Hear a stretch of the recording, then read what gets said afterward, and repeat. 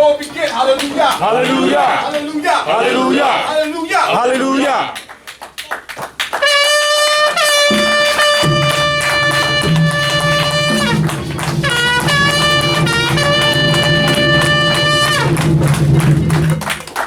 Hallelujah. Hallelujah. Hallelujah. Hallelujah. Hallelujah. Hallelujah. Yochai. Yochai. Yochai. Yochai. Yochai. Yochai. Shabbat shalom, Lakem. Shabbat shalom lecha. First, giving all praises unto the supreme intellect of the universe, the God of our Hallelujah. forefathers, Abraham, Yitzchak, and Yisrael, for his continued mercies. When I look and I see how we travel as a people, it is only because of Yah's mercy that we can get to and fro to our destinations in safety and in peace. There are some that have no idea what their day is going to look like. None of us do, but Yah affords us that peace and that tranquility to be able to make it back and forth in the midst of a bunch of confusion. So on the start of the Shabbat day, we should say hallelujah. Hallelujah. Praise unto Yehovah. Again, we serve the only God, the only true God, the God that spoke unto Moses, to Jeremiah, to Isaiah, to all of his servants. And so we acknowledge him by opening up the Shabbat day, praying in the tongue of our ancient forefathers, that is the Hebrew tongue. So we're going to face the east at this time and lift up our hands and ask, as Moshe said, that Yah would rise up and let his enemies be scattered. Kuma Yahowa, weyafusu oeveka, weyanusu misaneka mipaneka. Kuma Yahowa, weyafusu oeveka, weyanusu misaneka mipaneka. Kuma Yahowa, weyafusu oeveka. We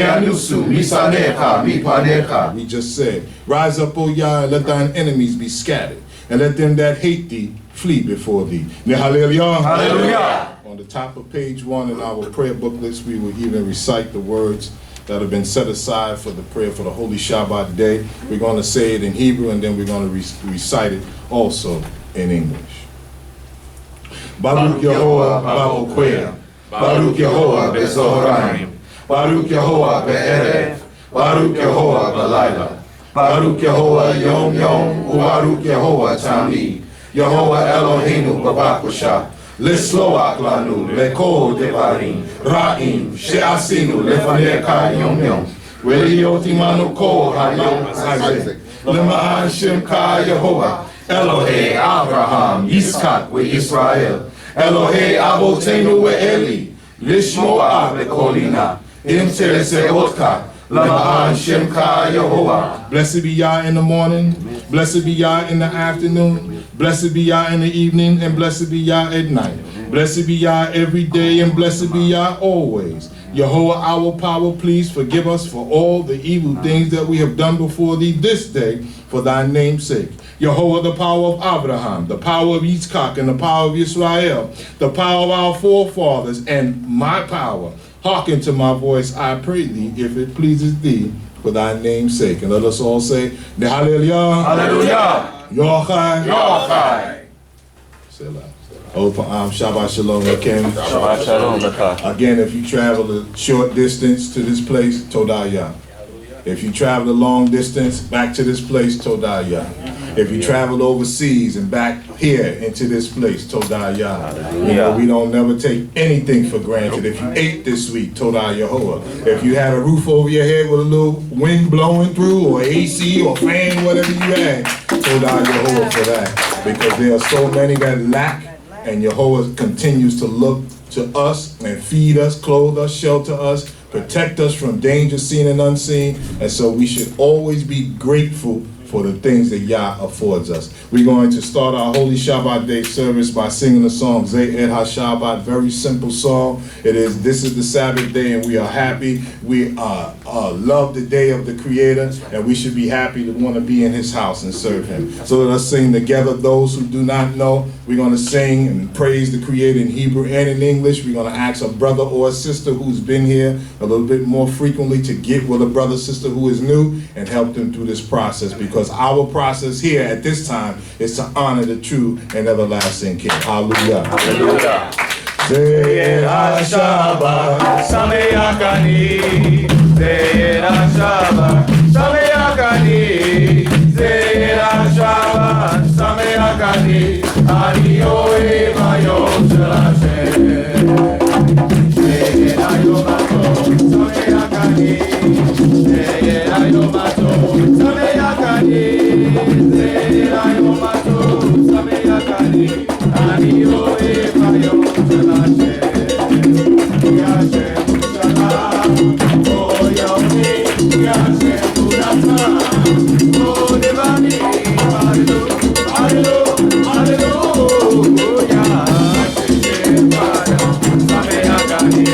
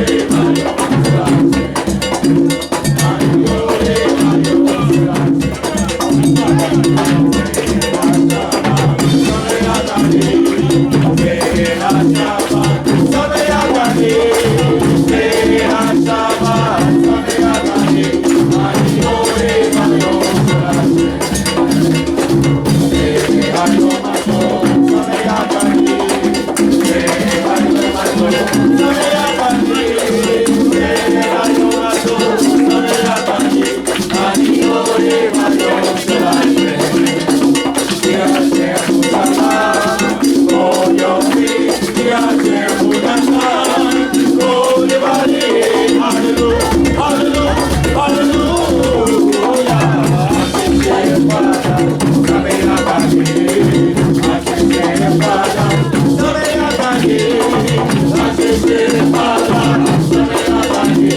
Ani oe mayom shel Hashem. Ani oe mayom shel Hashem.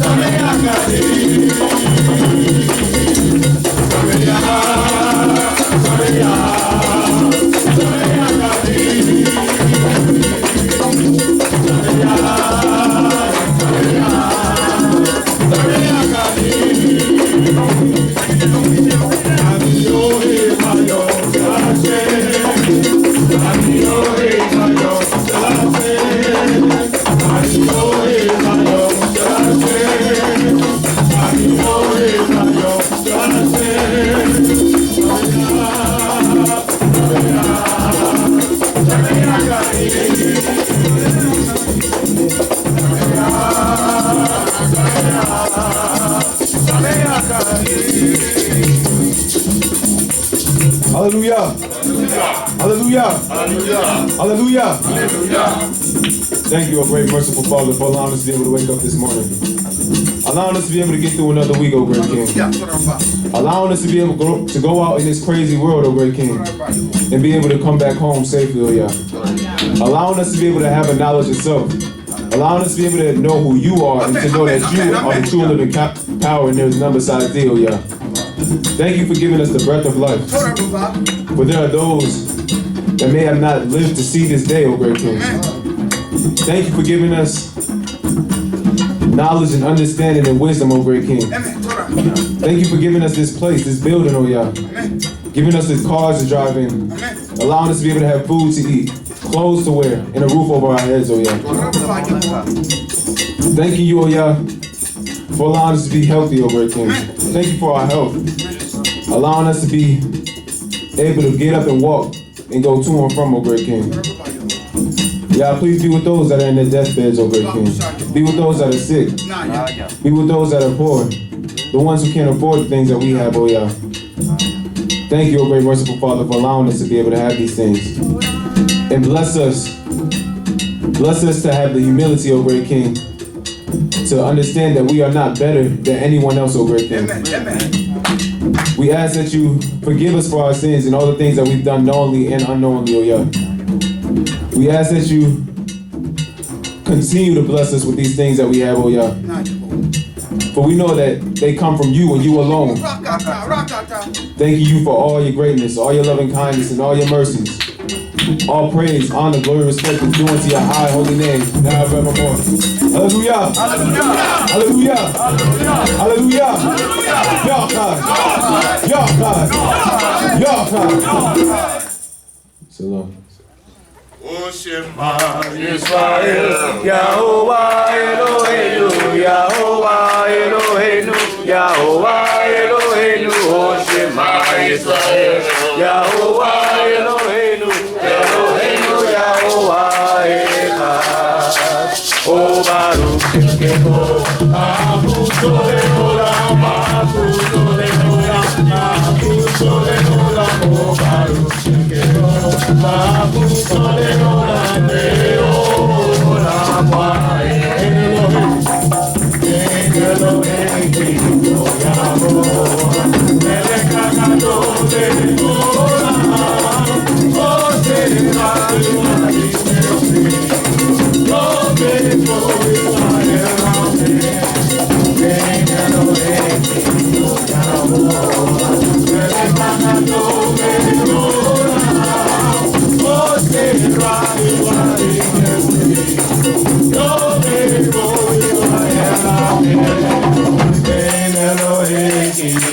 Yahovah, Melech HaGadol, Leolam, O Sidrah,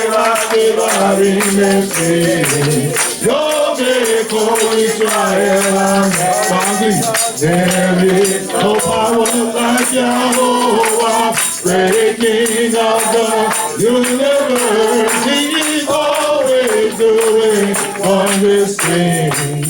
Let all Israel say amen. There is no power like Jehovah, great King of the universe. He is always doing wondrous things.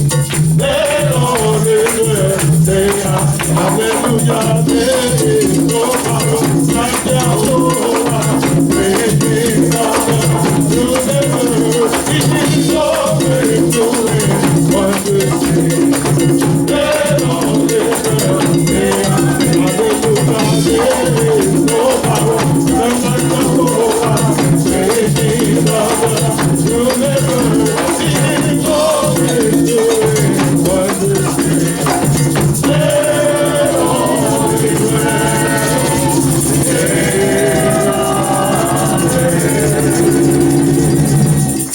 Hallelujah. Hallelujah. I see the brothers and sisters. What a great day to be living in. Hallelujah. You and I are witnessing the hand of the Creator right here and right now. And so we want to honor this King in all the ways that we can, praying that he even hears us. And before we get into our prayers, I just want you to hear some words by the prophet Jeremiah. You can go to Jeremiah, the 29th chapter, verses 10 through 14. 29:10 through 14. 29:10 through 14. It don't never look good when it comes to us. The way we get betrayed, the way we get treated, it don't never look good for us. But that means that it don't look good for us in the eyes of men. Other men think that they have your future in the palms of their hand, but they don't. Future of Israel is dependent upon us. And we're backed by the Creator. See, it's back. When you backed by another guy, God can fall out on you. A guy say, I got your back, and he's looking at some sister that walked by. He don't got your back. But when the Creator say he got your back, Know for surety Yahweh got your back. So I'm not going to talk. I'm going to let the prophet talk. Jeremiah, the 29th chapter, verse 10. For thus said Yahweh, after 70 years are accomplished for Babylon, Now we just I will got remember you. finished dealing with 400 years of being in this Babylon. They saying this is the year 1619. They claim we came to these shores. So this is 2019. That's 400 years. There's a discrepancy there, but we'll just deal with that number for now. Go ahead. I will remember you. I will what? I will remember Not you. that I threw you away and I forgot about you. You ever have something that you said you liked, but you put it in the drawer, you put it somewhere, you totally forgot about it, and then you happen to clean up and say, oh, wow, I forgot about that. Jehovah said, I will remember you. And perform my good word towards you in causing you to return to this place. So half of the room that is here today was in Israel last week. Hallelujah. So what place are we talking about? We can't be talking about Jerusalem, North Carolina. We talking about Jerusalem that's in the land of Israel, our land. Go ahead. For I know the thoughts that I think toward you. He said, I know the thoughts that I think about you.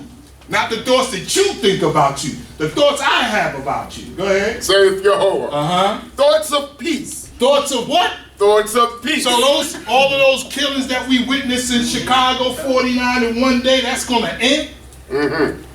Peace is going to be between brother and brother, sister and sister? Go ahead. And not evil. And not evil. To do what? To give you a future and a hope. A future and a hope.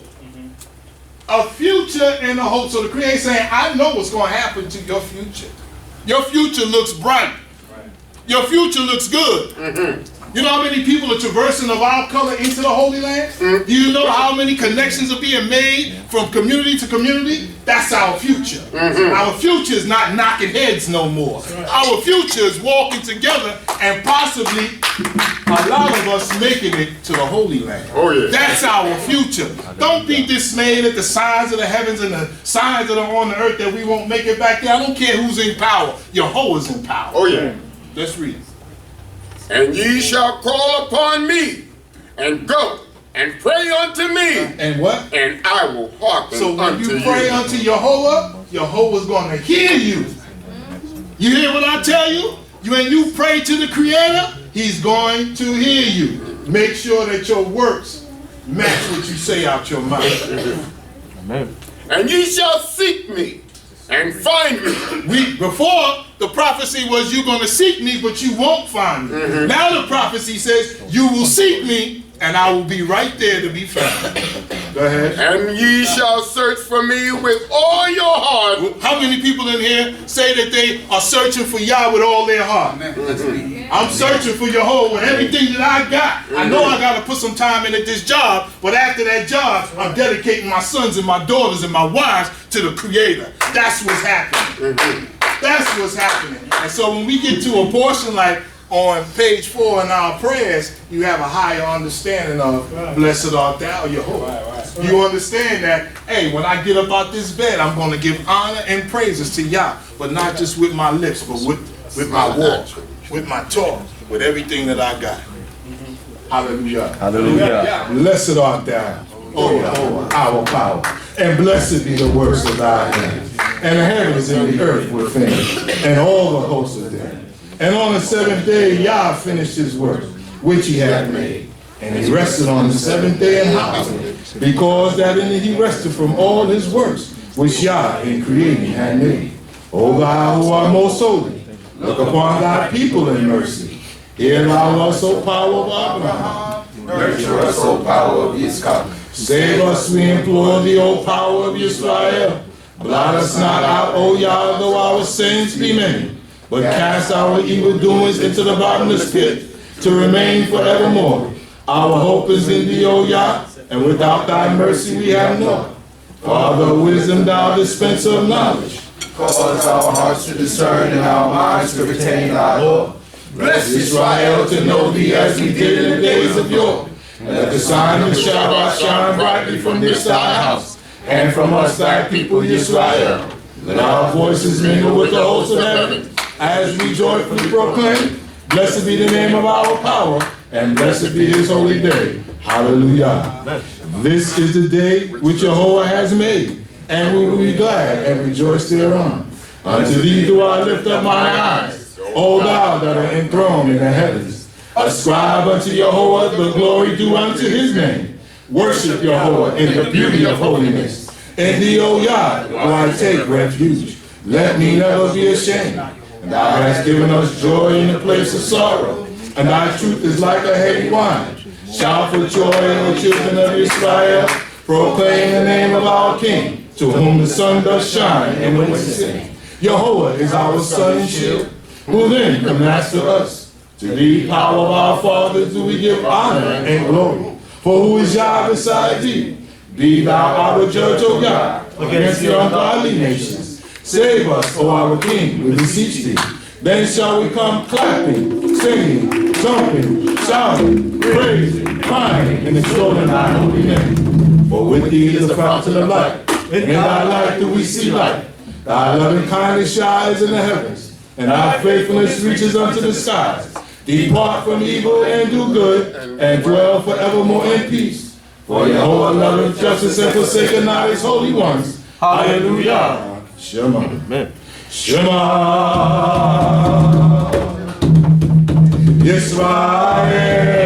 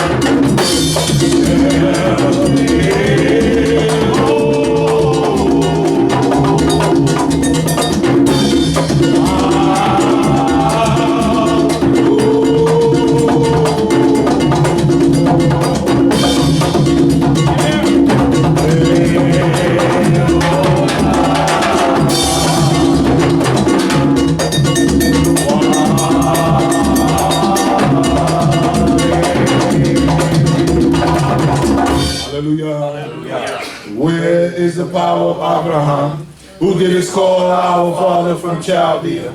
Art thou not he, O power of Israel? Where is the power of Yitzchak? Who did bless him with the righteous Rivkah? Thou art one and the same. Who knoweth him who changed Yaakov's name? Thou, O Yah, will forever remain. Though he also sojourned in Egypt, yet did all men show him favor. Thy hand, O Yah, was with him. Thou didst help Moshe in Israel against Pharaoh, who stood up the mighty Red Sea. Manna dropped from heaven to sustain thy people in the wilderness, and they fashioned a calf to bow down to. Yet to Israel didst thou show mercy. We give thanks unto thee, O Yah, and we will tell of thy wondrous works. In Yehuda is Yah known, his name is great in Israel. His foundation is in the holy mountains, and we will sing of the mercies of Jehovah forever. Unto all generations we will make them to be known.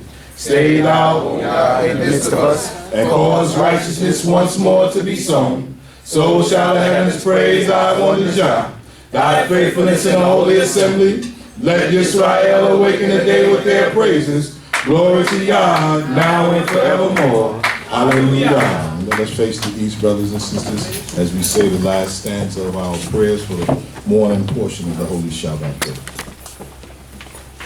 O Yah, thou art my power. Earnestly will I seek thee.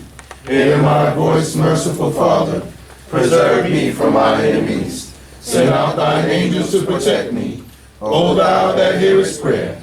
With thy mighty hand, Yah, subdue all those that hate us. Remember us in mercy, Yah, and pardon all our transgressions. Except our power doth bless us, how can we hope to prosper?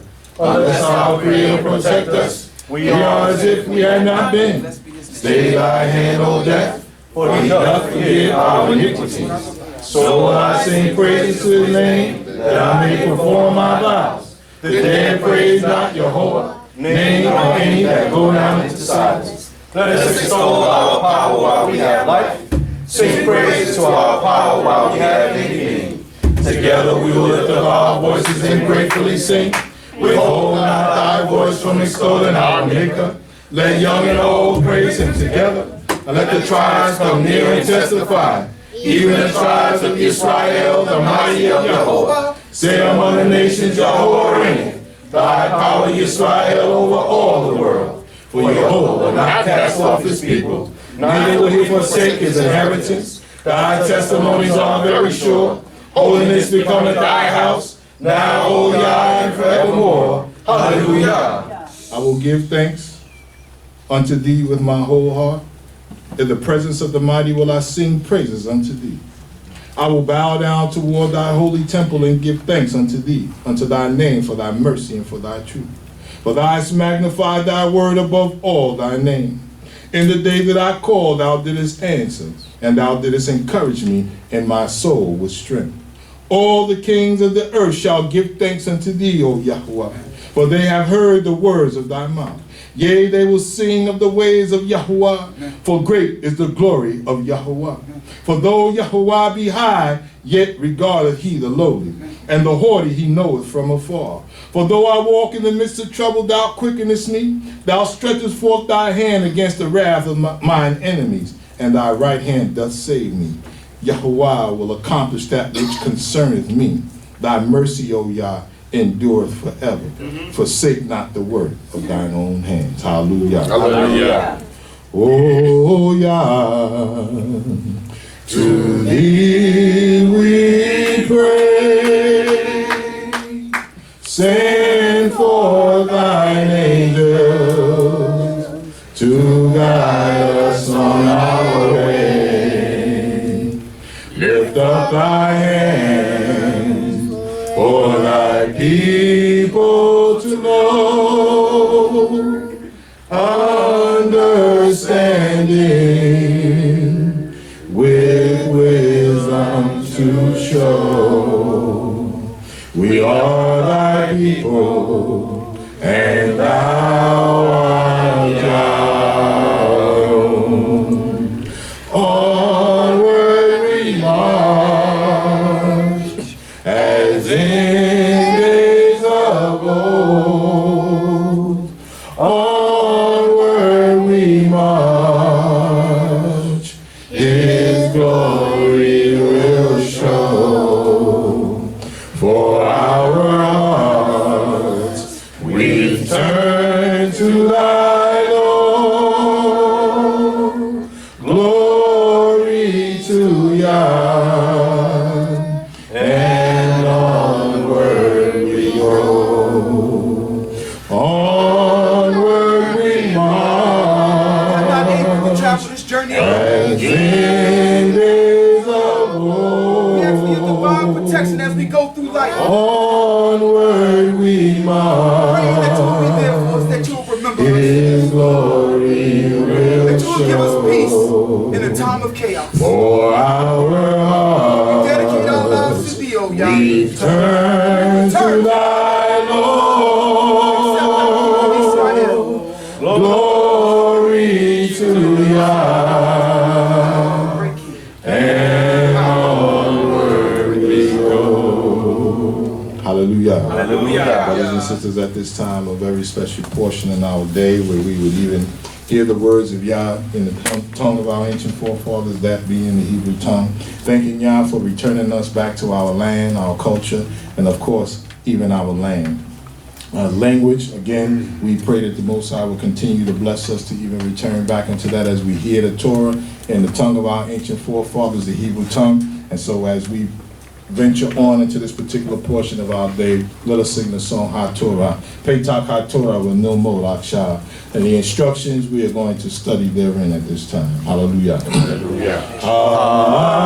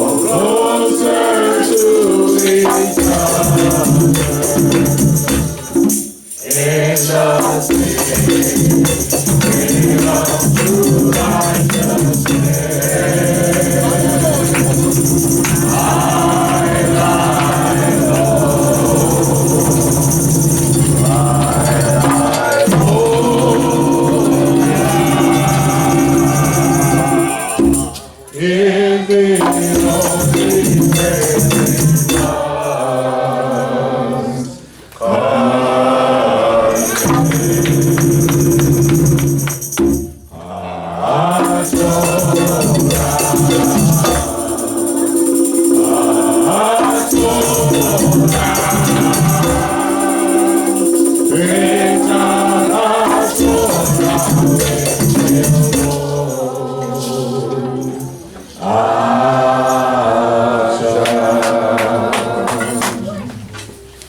At this time, brothers and sisters, we're going to focus our attention in the reading of the Torah.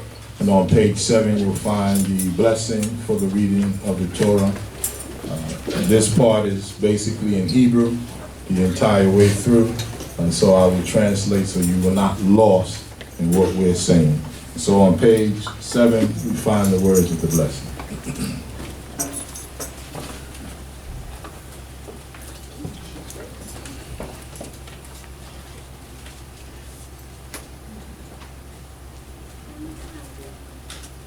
Anipo Baruch Hashem Shel Yehovah. Baruch Yahuwah Yom Yom. Baruch Yahuwah Tamid. Ubaruch Haba Likra Torah. Bodei Ani Lefanecha Yehovah. Natan Lanu El Torah. Hallelujah.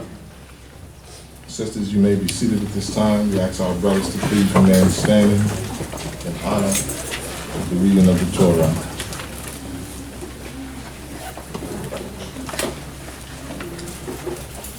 In the prayer booklet, you'll see where it says, Ani Po Baruch Hashem Shel Yehovah, which means, I am here and blessed be the name of Yahuwah. The congregation responded by saying, Baruch Yehovah Yom Yom, Baruch Yehovah Tamid, Ubaruch Haba Likra Et HaTorah, which means, blessed be Yah every day, blessed be Yah always, and blessed be he or she who will read the Lord. A prayer was said, Modeh Ani Lefanecha Yahuwah Natan Lanu El HaTorah, which means, I give thanks unto Yahuwah, who has given us the law. After the reading of the Torah in the Hebrew and English, the congregation will say, Modim Anachnu Lach, She'atahu Eloheinu, Wa Elohe Avotenu, Abraham Yitzchak, Wa Yaakov Le'olam Wa'ed, which means, we give thanks that you, Yahuwah, are our power and the power of our fathers, Abraham, Isaac, and Jacob, forever and ever. Hallelujah. Hallelujah. Our reading will take place today in the book of Bamidbar. That is what is called in the Hebrew language. In the English, they erroneously called it the book of Numbers. So we'll be reading in the book of Bamidbar, the 24th chapter, starting at the 14th verse, until the 25th chapter and the 9th verse. Again, that is the book of Numbers, chapter 24, beginning at verse 14 through the 25th chapter and the 9th verse.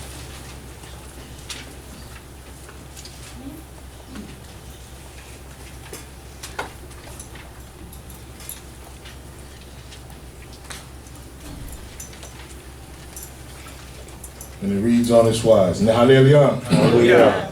We'ata hini holek la'ami lecha. I'azka asher ya'aseh ha'am hazeh la'amka ba'akarit hayamin. Vayisa mishalo vayomer ne'um bil'am beno be'or hagiver shitum ha'ayim ne'um sheme'ah imre el vayodei ada'at el yom machazeh shaddai yechetse nofel ublui Einayim. Hallelujah. Hallelujah. And now behold, I go unto my people. Come, and I will announce to thee what this people shall do to thy people in the end of days. And he took up this parable and said, the saying of Bilam the son of Beor, and the saying of the man whose eye is open, the saying of him who heareth the words of Elohim, and knoweth the knowledge of the Most High, who seeth the vision of the Almighty falling down, yet with open eyes. Amen. Modim Anachnu Lach, She'atahu Eloheinu, Ve'Elohei Avotenu, Abraham, Yitzchak, Ve'Yaakov, Le'olam Va'ed. Nikra et Akh Uzziah ben Cohane Malkiel ben Lewi ben Yisrael. Baruch Yahovah Yom Yom, Baruch Yahovah Tamid, Ubaruch Haba Likra'e HaTorah. Hallelujah.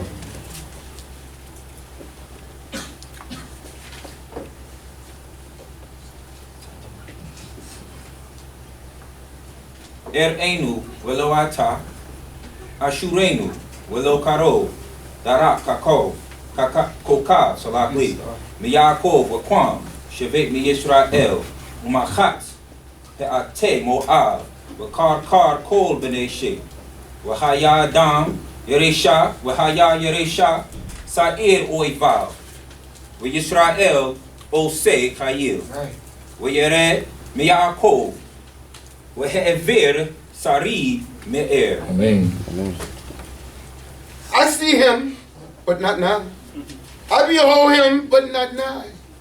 There shall step forth a star out of Jacob, and a scepter shall rise out of Israel, and shall smite through the corners of Moab, and break down all the sons of Sheth, and Edom shall be a possession. Sair also, even his enemy shall be a possession, while Israel doth valiantly. And out of Jacob shall one have dominion, and shall destroy the remnant from the city. Amen. Mo'e Manaknula, She'atahu Eloheinu, Ve'Elohei Avotenu, Abraham, Yitzchak, Ve'Yaakov, Le'olam Va'ed. Nikra et Bakor, Amatzia ben Akavishadai ben Lewi ben Yisrael. Baruch Yahovah Yom Yom, Baruch Yahovah Tamid, Ubaruch Haba Likra'e HaTorah. Hallelujah.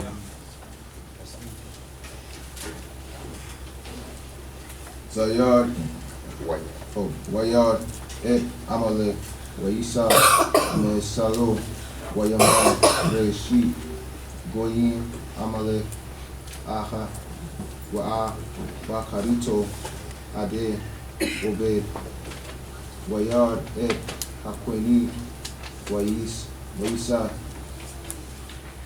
Meshalo, Wayomar, Etan, Moshaveha,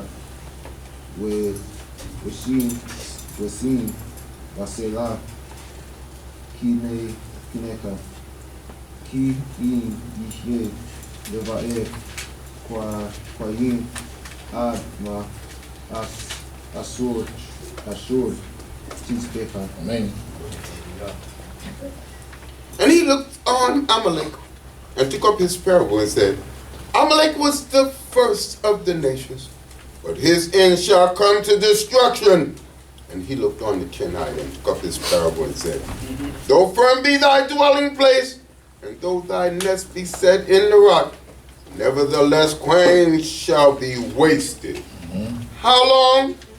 Asher shall carry thee away captive. Amen.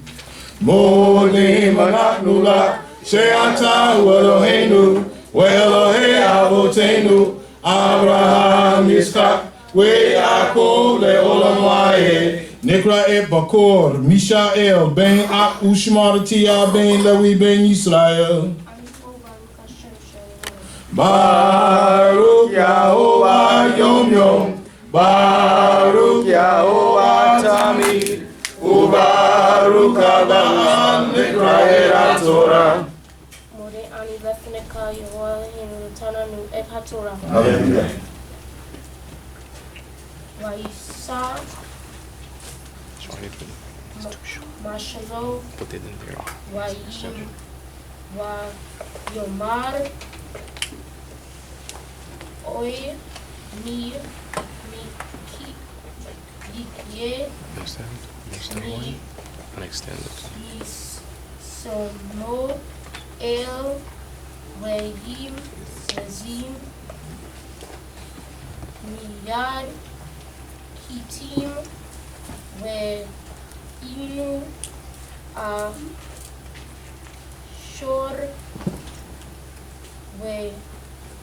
Inu Ever Wagam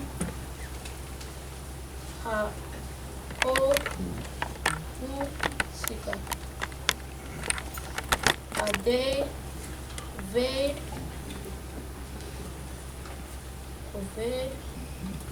Wayakwam Yad Yam Elam Wayelek Wayashav Lemkumo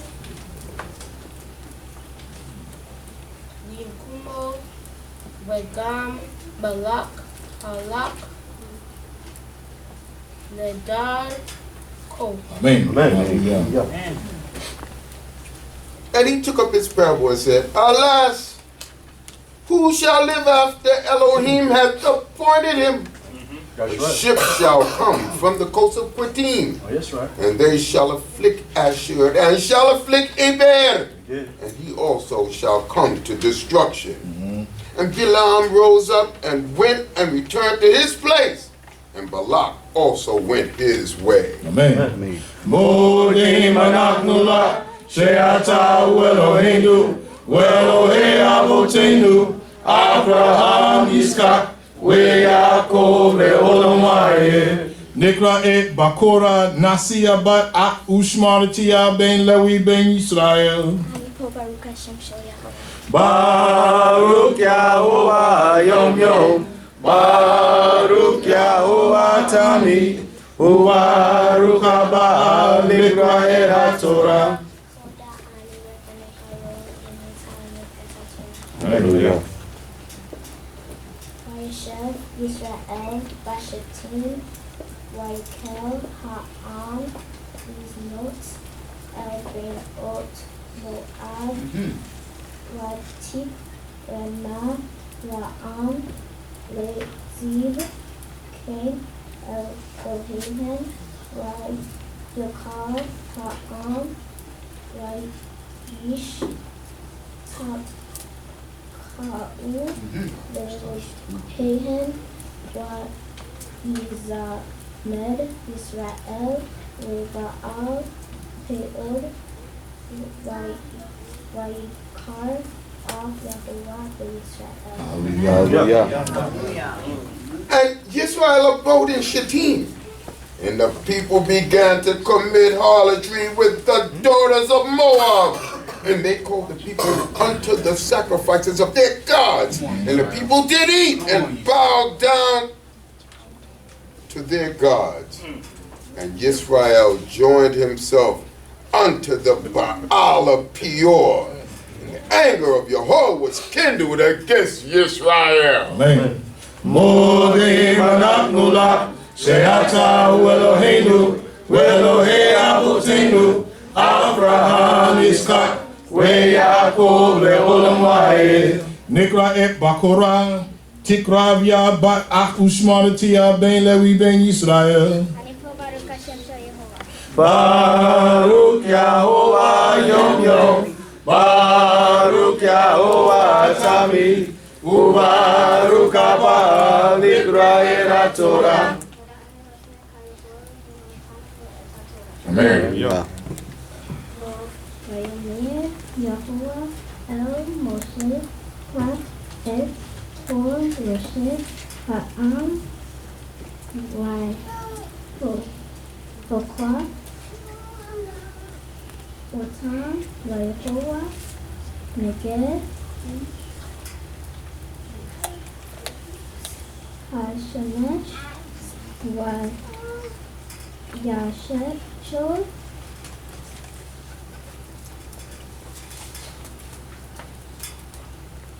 Kavon Af Yehoah Yisrael Vayomir Moshe El Shofte Israel Hidu Ish Anashal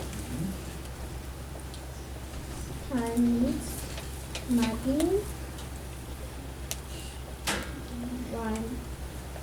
Wava'al Leva'al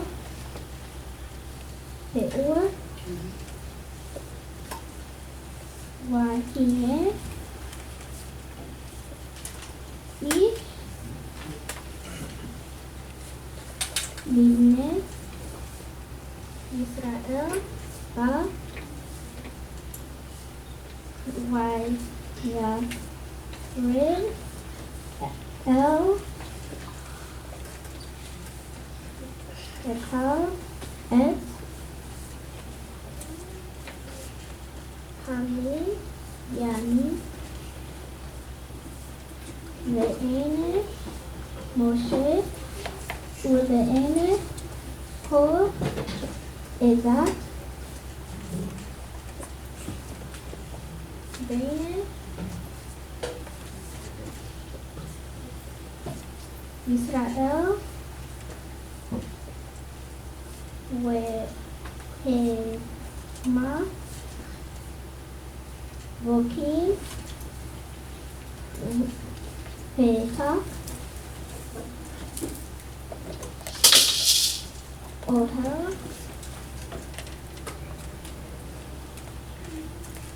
Moed. Amen.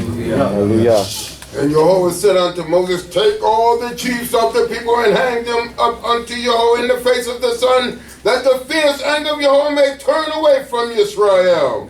And Moses said unto the judges of Israel, slay every one his men that have joined themselves unto the Baal of Peor. And behold, one of the children of Israel came and brought unto his brethren a Midianitish woman in the sight of Moses and in the sight of all the congregation of the children of Israel, while they were weeping at the door of the tent of meeting. Amen.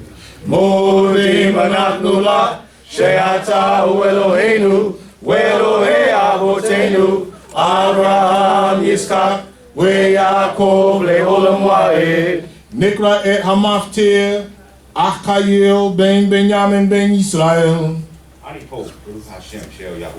Baruch Yahuwah Yom Yom, Baruch Yahuwah Tamid, Ubaruch Haba Likra et HaTorah. Modei ani lefoneka Yehovah Eloheinu natan lanu et HaTorah. Hallelujah. Wayar Pinkas, ben Elazar, ben Aharon HaKohane, Wayaquam, Mitok Ha'idah, Wayiquak, Romak, Beyado, Wayavo Akar, Ish Israel, El Hakva, Wayikor, Et Shenehain, Et Ish Israel, We Et Haisha, El Pravata, Wate Azar, Ami Gefa, Ami all Bnei Israel, Wayiyu, Hamitim, Amad Gefa, Arba'a, We Esrim Aleph. Amen. Amen. And when Pinchas, the son of Eleazar, the son of Aharon, the Cohane, saw it, he rose up from the midst of the congregation and took a spear in his hand. And he went after the man of Israel into the chamber and thrust both of them through, the man of Israel and the woman through her belly. So the plague was stayed from the children of Israel. And those that died by the plague were 24,000. Hallelujah. Modim anachnu la she'ata hu Eloheinu ve'Elohei avotenu Avraham Yitzchak ve'Yakov le'olam va'ed. Hallelujah. Hallelujah. Brothers may be seated. I want to thank the Creator for the privilege to be here on this fantastic day, for this wonderful portion that we have to go over as we think about how Hebrew reading just ended, you would think, wow, well, Israel, we really know how to get in trouble. But I would submit to you that you're right. We do know how to get in trouble. But the good news is the Creator is still with us and He remains with us. And again, I thank the Creator for this privilege to be in front of you today. Today's Haftorah portion is coming from the book of Micah, chapter 5, starting at verse 6. Again, that's Micah chapter 5, starting at verse 6. So as you are finding your way to that portion, I want to give you just a brief background. And Micah means who is like Yahweh. And he prophesied to the kingdom of Yehudah during the reign of 3 kings. That was Jotham, Ahaz, and Hezekiah. And he was also prophesying at the same time of Isaiah, Amos, and Hosea. They were all alive at this time and pretty much in different areas of our land, all saying technically the same thing. And that was, they were trying to get us, they were focused on our leaders, they were focused on the people, trying to get us to do what is right in the sight of our Creator. Now his purpose and work for the Creator was to warn Israel that judgment was coming and to give us an opportunity to let us know we can turn from our wicked ways, and that the Creator would pardon those who would turn and repent. But of course, you know how we are. We keep repeating the same things over and over again. Now, Micah starts out by sharing the Creator's plan for our future. And in this week's portion, he gives us a series of prophecies that is directed at Israel while we're in exile, and whom he refers to as the remnant of Yaakov. So we're going to start again, Micah chapter 5, verse 6 through 8. And the remnant of Jacob shall be in the midst of many peoples, as dew from Yahweh is showers, as showers upon the grass, that are not looked for from man, nor waited at the hands of the sons of men. Right. And the remnant of Jacob shall be among the nations in the midst of many peoples, as a lion among the beasts of the forest, as a young lion among the flocks of sheep, who, if he go through, tear it down and tread it, and tear it in pieces, and there is none to deliver. Let thy hand be lifted up above thine adversaries, and let all thine enemies be cut off. See, we're going to give life and meaning to the world, and one day they're going to know that we are those people that have been displaced from their holy land. And I want you to pay attention. Take a look at this transformation. And the remnant of Yaakov shall be in the midst of many peoples as dew from Yahweh. So you think about, how does dew form? Can man control that? No, he can't make dew show up. He can't make dew disappear. And this is us in a very simplified state. But watch this transformation, because only certain conditions, or only under certain conditions, can dew appear and disappear. Man cannot control that. The Creator controls that. So we're making this transition from, being scattered everywhere, and then he transitions to say, the remnant of Yaakov shall be amongst the nations in the midst of many people, as a lion amongst the beasts. So now you think about the lion, king of the jungle, strength. Who's an enemy of the lion? The lion has no predator. That's why he's king of the jungle. He hunts everything, nobody hunts him. So when you think about, look at this verse, who, if he go through, tread it down. When a lion treads down, that's when, for those little kids who watch Animal Planet, that's when that lion has identified his prey and literally walks it down and eats it right there on the spot. Now, when you talk about tear it in pieces, that's same concept. He walks his prey down, but yet this time he drags it back to the den to let the young lions tear it apart. So when you have that type of strength, who's going to stop you? He compares you going from one dew on grass, you everywhere, to making a transition to you are running the earth. The whole world, all the nations are looking upon you because you represent the Creator's strength. So again, we make our mistakes, but we have to look at how the Creator continually takes us through a transition from making those mistakes to now keeping these laws, statutes, and commandments so that we can lead the nations. Let's continue. 9 through 14. And it shall come to pass in that day, saith Jehovah, that I will cut off thy horses out of the midst of thee. I will destroy thy chariots, and I will cut off the cities of thy land, and will throw down all thy strongholds. And I will cut off witchcrafts out of thy hand, and thou shalt have no more soothsayers. And I will cut off thy graven images, and thy pillars out of the midst of thee. And thou shalt no more worship the works of thy hands. And I will pluck up thy Asherim out of the midst of thee. And I will destroy thine enemies. And I will execute vengeance in anger and fury upon the nations, because they hearkened not. All right, so first we got to talk about, where does your strength come from? Where does your confidence come from? See, the Creator is declaring that He is the only one that makes us strong. There's nothing else that you can rely upon. As Cohane said earlier, you may have a brother that says, I have your back, but he's distracted. The Creator is never distracted. He always has your back. And that's the exciting part about this portion today, or one of many exciting parts, is to know that the Creator has you on His mind all the time. Right. But here's the thing. We came out of Egypt worshiping their gods. We were actually worshiping the gods of our captors.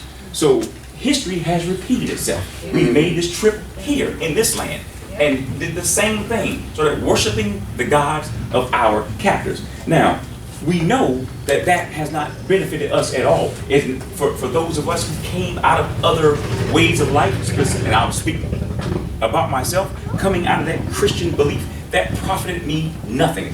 Coming into this way of life has changed the game for generations to come.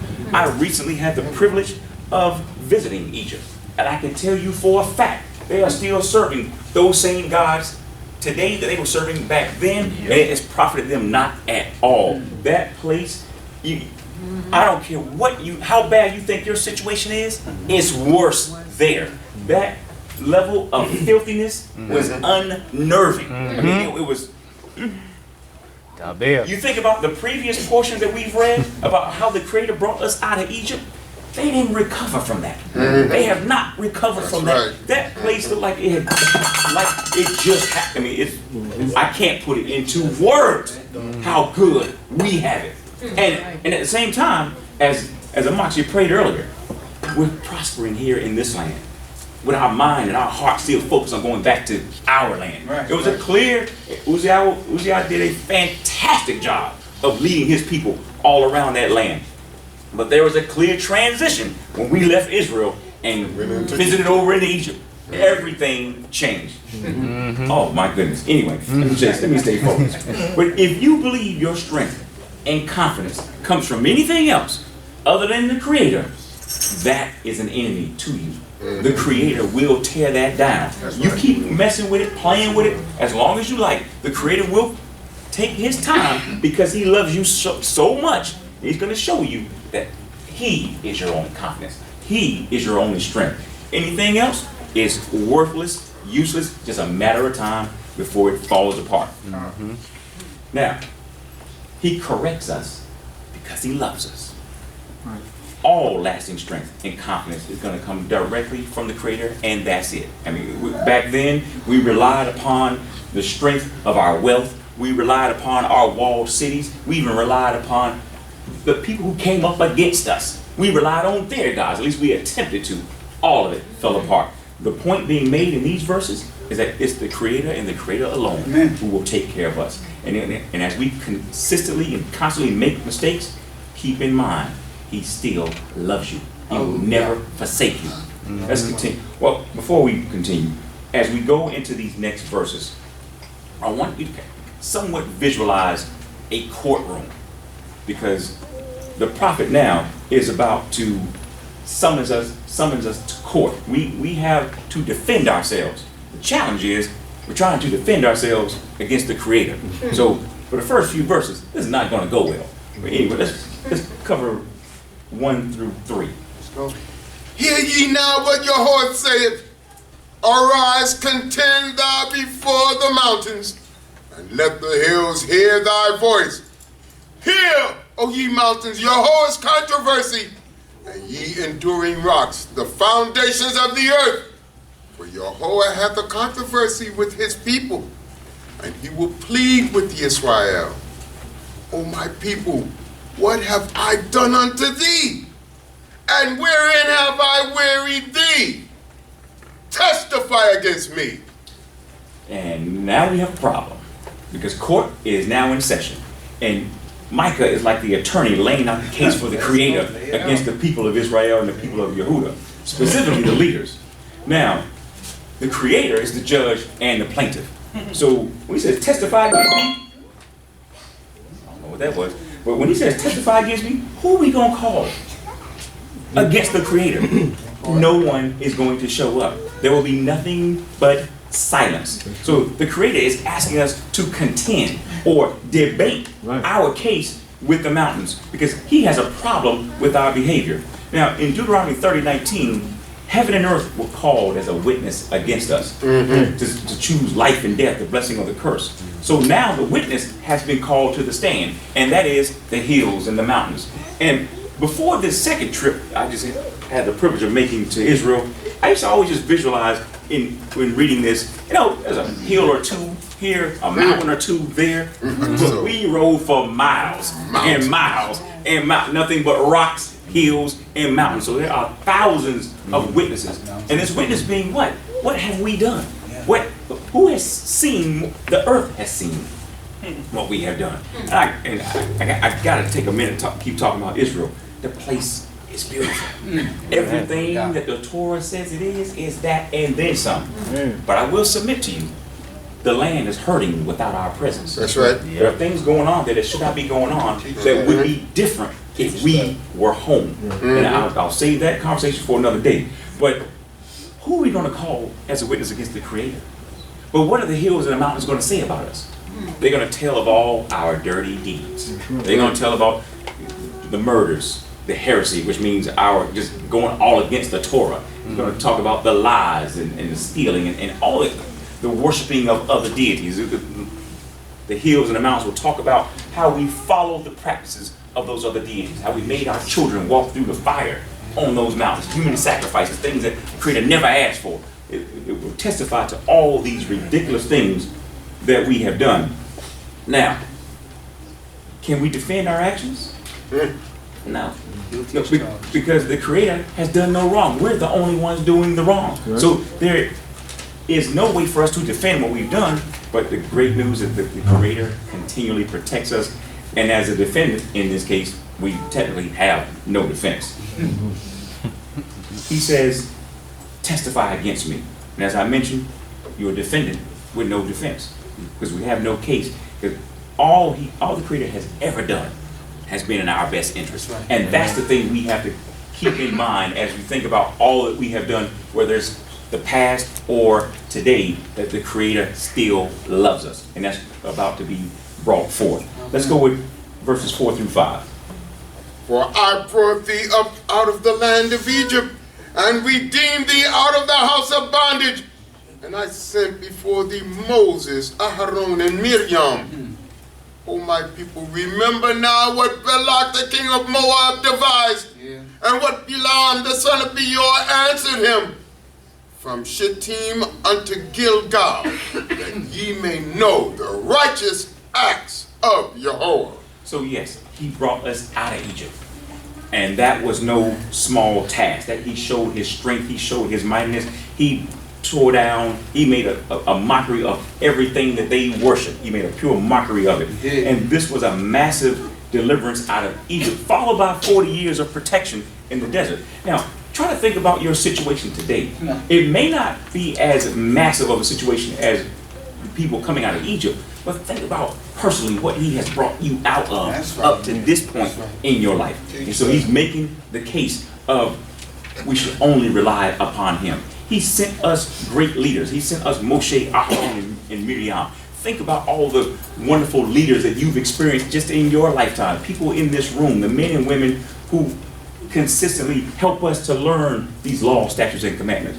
People who are sponsoring trips back to our land, bring us back for. We have Cohane, we have elders, we have all these wonderful leaders that continue to inspire us to keep this way. He talked about what he did then, we can see what he's doing now. But the connection to the portion for today, is, as he talks about Balaq and the people of Moab, they were terrified of us. Does that sound familiar? Someone wants to curse you, someone wants to shoot you and do all manner of evil towards you, just because the color of your skin shakes them. So Balaq saw us coming, and on the surface, this looks somewhat like a comedy show. Hey, look, Balaq, come over here. Take a look at him from this angle. Can you curse him? Nope, I can only do what the Creator says do. What does the Creator say do about it? Every time he has anything to say concerning you, they're blessed. They're blessed. Oh, come over here. Take a look from this angle. How about from this side? Will the Creator curse them this way? Nope. They're blessed. Well, how about over here? Take a look at it from this angle. Doesn't matter what angle the world looks at us. It doesn't matter what direction they come from. The Creator, after all the craziness we have done, comes to one conclusion every time. Those are my people. They're blessed. Those are my people. They're blessed. So as you think about what comes at you, I don't care if they say you're too tall, you're too skinny, you're too fat, your hair's too long, your hair's too short, you don't have the nice gear, whatever they say. What did the Creator say? They're blessed.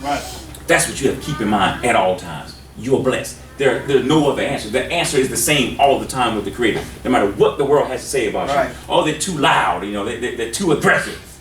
They bless. They're going to keep coming at us, and the Creator's going to keep blessing. Now, as you think about, the Cohane is going to break this down later on today, but as you look a little closer at what Balaq was saying, he was actually trying to agitate the Creator in a sense with some of the things he was saying to get the Creator to react against us. Same result. They're blessed. So the thing to keep in mind that even Balaq discovered that there's nothing he can say against the Creator's people. There's nothing anyone can say against you. They're not going to stop. It's never going to. Don't get discouraged in your day-to-day walk. The Creator is with you always. Let's continue. Hallelujah. 6 through 7. Wherewith shall I come before Jehovah and bow myself before Elohim on high? Shall I come before him with burnt offerings, with calves of a year old? Will Jehovah be pleased with thousands of rams, with 10,000s of rivers of oil? Shall I give my firstborn for my transgression, the fruit of my body for the sin of my soul? All right. So now we're in court. Case has been made against us. Case has been made for the Creator. The Creator does no wrong. We definitely have our problems. But then we speak. And sometimes it's probably best not to say anything. Sometimes the dumbest things come out of people's mouths. And what this shows us is just how caught up we were in the way we have dealt with other deities. We were so caught up in the way we were serving false gods, we didn't even know how to ask the right question to our power. So we're going to ask this ridiculous question as far as, shall I give my firstborn? Because again, the other deities accepted human sacrifice. That never crossed the Creator's mind. So this whole notion that someone has died for you, blah, blah, blah, that is a bunch of garbage. But we're approaching it because the people respond because they're basically saying, we don't even know how to serve the Creator. We don't even know where to start. So we start with basically the ignorance that we know. And all we knew was how to serve other deities, not how to serve our power. And that's why we have to stay focused on these laws, statutes, and commandments so that when the question comes up, you know specifically what to do. Because we can't offer, what can you really offer the Creator for all the love and kindness that he continually shows towards you? The only thing you can offer is to keep these laws, statutes, and commandments and praise him. Let's close it out. It hath been told thee, O man, what is good, and what Jehovah doth require of thee, only to do justly, and to love mercy, and to walk humbly before thy power. So the prophet reminds them of the Torah. That all they need to do is contained within the Torah. See, the tone of this trial now focuses on our unfairness to the Creator, and the Creator's been so kind to us in return, and you know, even with this horrible behavior of ours. So while there are over 600 commandments that were given to Moshe, Micah stresses 3. It has been told to you what the Creator requires of you. Only to do justly, to love kindness and mercy. That's right. And to walk humbly with the Creator. So we must examine these 3 areas on a regular basis. But in closing, I don't care what anybody thinks about you, what anybody says about you, you have to come back to this one theme that we're going to see throughout today's portion. The Creator loves you. He considers you blessed. And he corrects us just as a parent would correct a child. But nobody else can talk about you. Nope. The Creator says, no, I'll deal with my people. Nobody will say anything bad about you, regardless of how deserving we are of some of the ways we're described at times. But the Creator comes back to one thing. Those are my people. I love them, and He can't stop loving you. Hallelujah. Hallelujah. Hallelujah.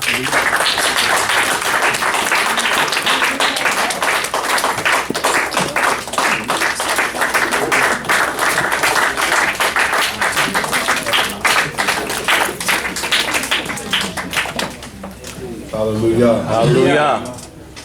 Such a blessing to be able to sit and listen to somebody else speak the word of the Creator, the goodness of the Creator, and how the Creator is working, not only in their own particular lives, but how He's working on the behalf of the whole house of Israel. To see the many pictures that was taken, the trip to the Holy Land, and to really see the enjoyment in the faces of those that have never been, and for those that have been maybe in another time that they got to see a whole nother perspective of the Holy Land. It brings to mind the prophets of the words of this prophet Micah in his final thoughts. And the final thoughts that was said, it says, "It hath been told thee, O man." It didn't say anything about the house of Israel. It said to Adam, to men on the planet. And men on the planet have to realize that the Creator requires something from us. You're not just on this planet to play, have fun like you want to. The Creator requires something of us that will help us extend our lives. In Hebrew it says, "Ve'ahavta chesed." First it says, "Ki'im asot mishpat." Do what's right. Do the right thing. No matter your level of position in the nation, whether it's high or low, do the right thing. In your judgment, how you dealing with each other, do the right thing. They translate it as justly, but it says in the Hebrew, mishpat, which means do the correct thing, do the right thing. Then it says, ve'ahavat. What's the word ahav mean? Love what? Chesed. Love to do good deeds. We call it mercy, but it's really to love to want to do good by other people. Because we all have experienced bad, right? But now the Creator's saying everybody should start working on doing the right thing, doing the good thing. And it says to walk humbly with thy power. It says the lekit says, "V'hatz ne'ah lelekit im Eloheka." And so in other words, you want to have modesty. Your own personal holiness before the Creator's got to begin to grow and develop. And so we're all learning on this journey. It's a great journey too. It is. It's a great journey. Sometimes you stumble and fall, you scrape your knee. All you got to do is get a Band-Aid, clean it off, put the Band-Aid on, and keep pushing. That's what the journey is all about. And so again, thanking Yah for all those that travel to the Holy Land and back. To see Yah's goodness in your face and in your lives. Hallelujah. Hallelujah. Let's stand before Yah and sing the song HaTorah. Howbeit at this time we're going to, instead of saying Petach, we're going to say the word Segor. Petach means to open, Segor means to close. But we're just going to close this particular segment of our day. Where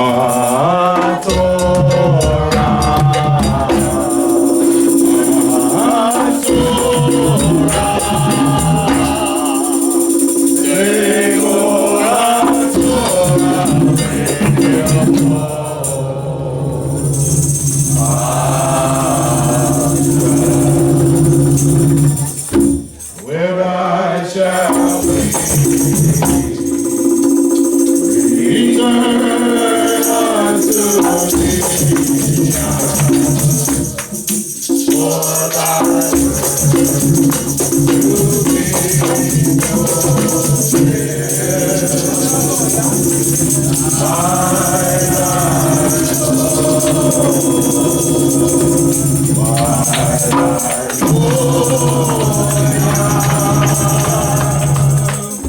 in our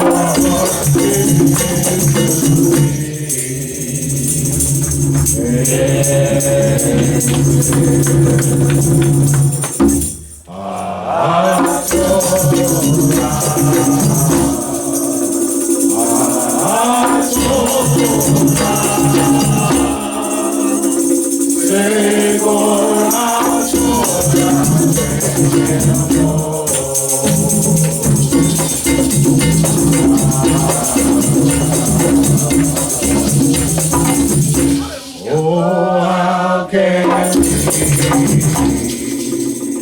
draw closer to each other in the city, in is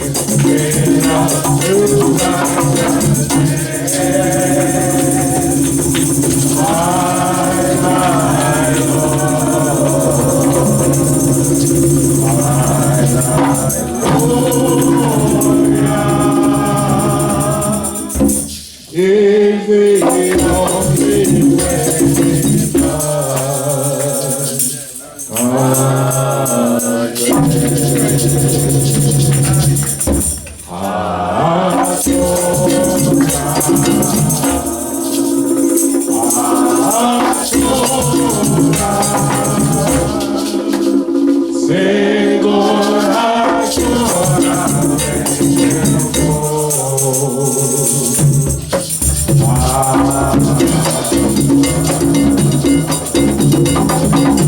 Hallelujah.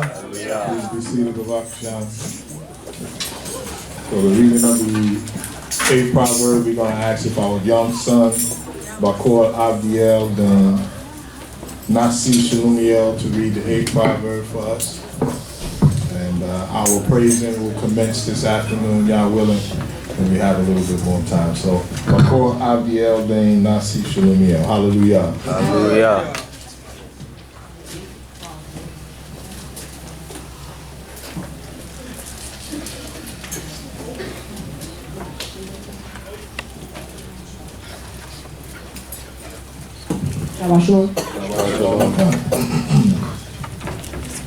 Does not wisdom call, and understanding put forth her voice? In the top of high places by the way, where the paths meet, she standeth.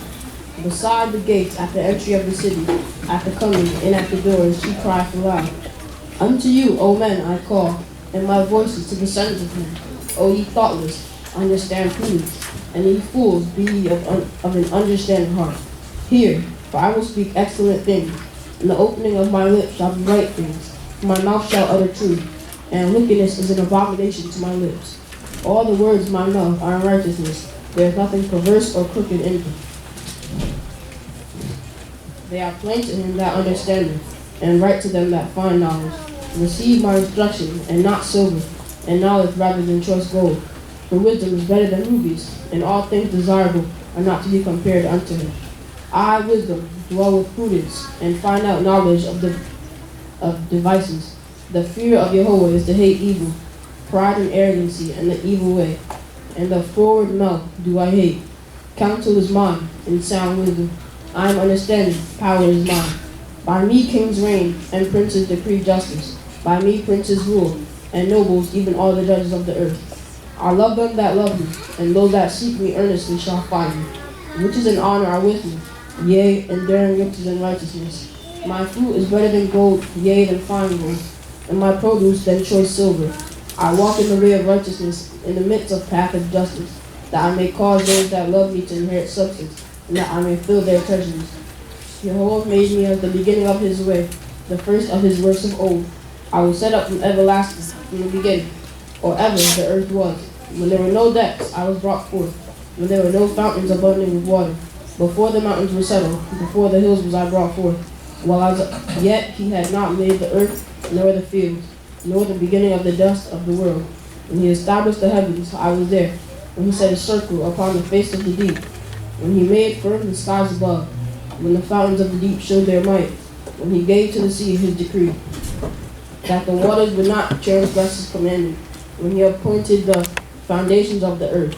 Then I was by him, as a nursling, and I was daily all night, playing always before him, playing in his habitable earth. And my delights are with the sons of men. Now therefore, ye children, hearken unto me. For happy are they that keep my ways, hear instruction, and be wise, and refuse it not. Happy is the man that hearkeneth to me, watching daily at my gates, waiting at the posts of my doors. For whoso findeth me findeth life, but he that misseth me wrongeth his own soul, and all that hate me love death. Hallelujah. Hallelujah. First, I just want to thank y'all for my life and everybody, and every life here, and hope that we have a blessed Shabbat. Shabbat shalom. Shabbat shalom. Hallelujah. As we move forward in our day, brothers and sisters, let us recite the words of the 24th Psalm, even as we invoke the Spirit of Yah Yahuwah to be in our midst on this holy Shabbat day. The earth is Jehovah's, and the fullness thereof, the world and they that dwell therein. For he hath founded it upon the seas, and established it upon the floods. Who shall ascend into the mountain of Jehovah, and who shall stand in his holy place? He that hath clean hands and a pure heart, who hath not taken my name in vain, and have not sworn deceitfully, he shall receive a blessing from Yahweh, and righteousness from the power of his salvation. Such is the generation of them that seek after him, that seek thy face, even Yaakov, Selah. Lift up your heads, O ye gates, and be ye lifted up, ye everlasting doors, that the King of glory may come in. Who is the King of glory?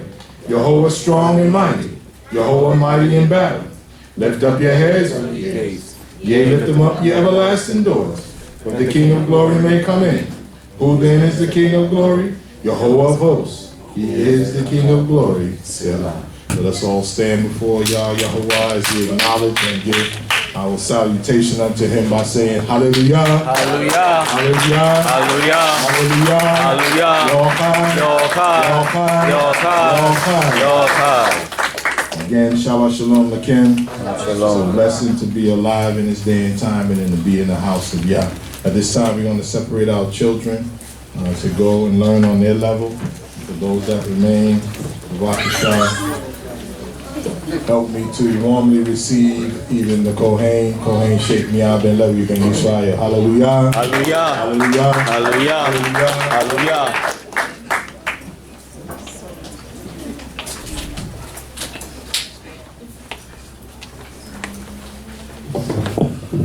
Shavu Bavakasha, Shabbat Shalom Lakim. Shabbat Shalom Lecha. Please be seated.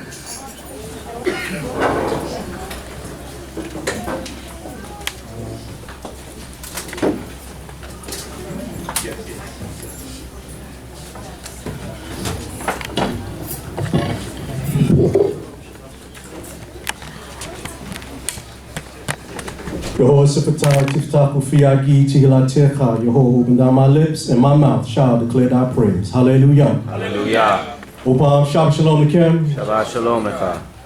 Giving all praise and honor to the Holy One of Israel for life this day, for blessing us with safe travels. Many of us who've gone to the Promised Land and also to Egypt.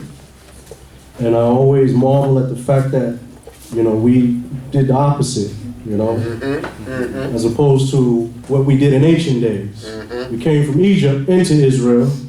This time we went from Israel to Egypt. But again, it was an experience.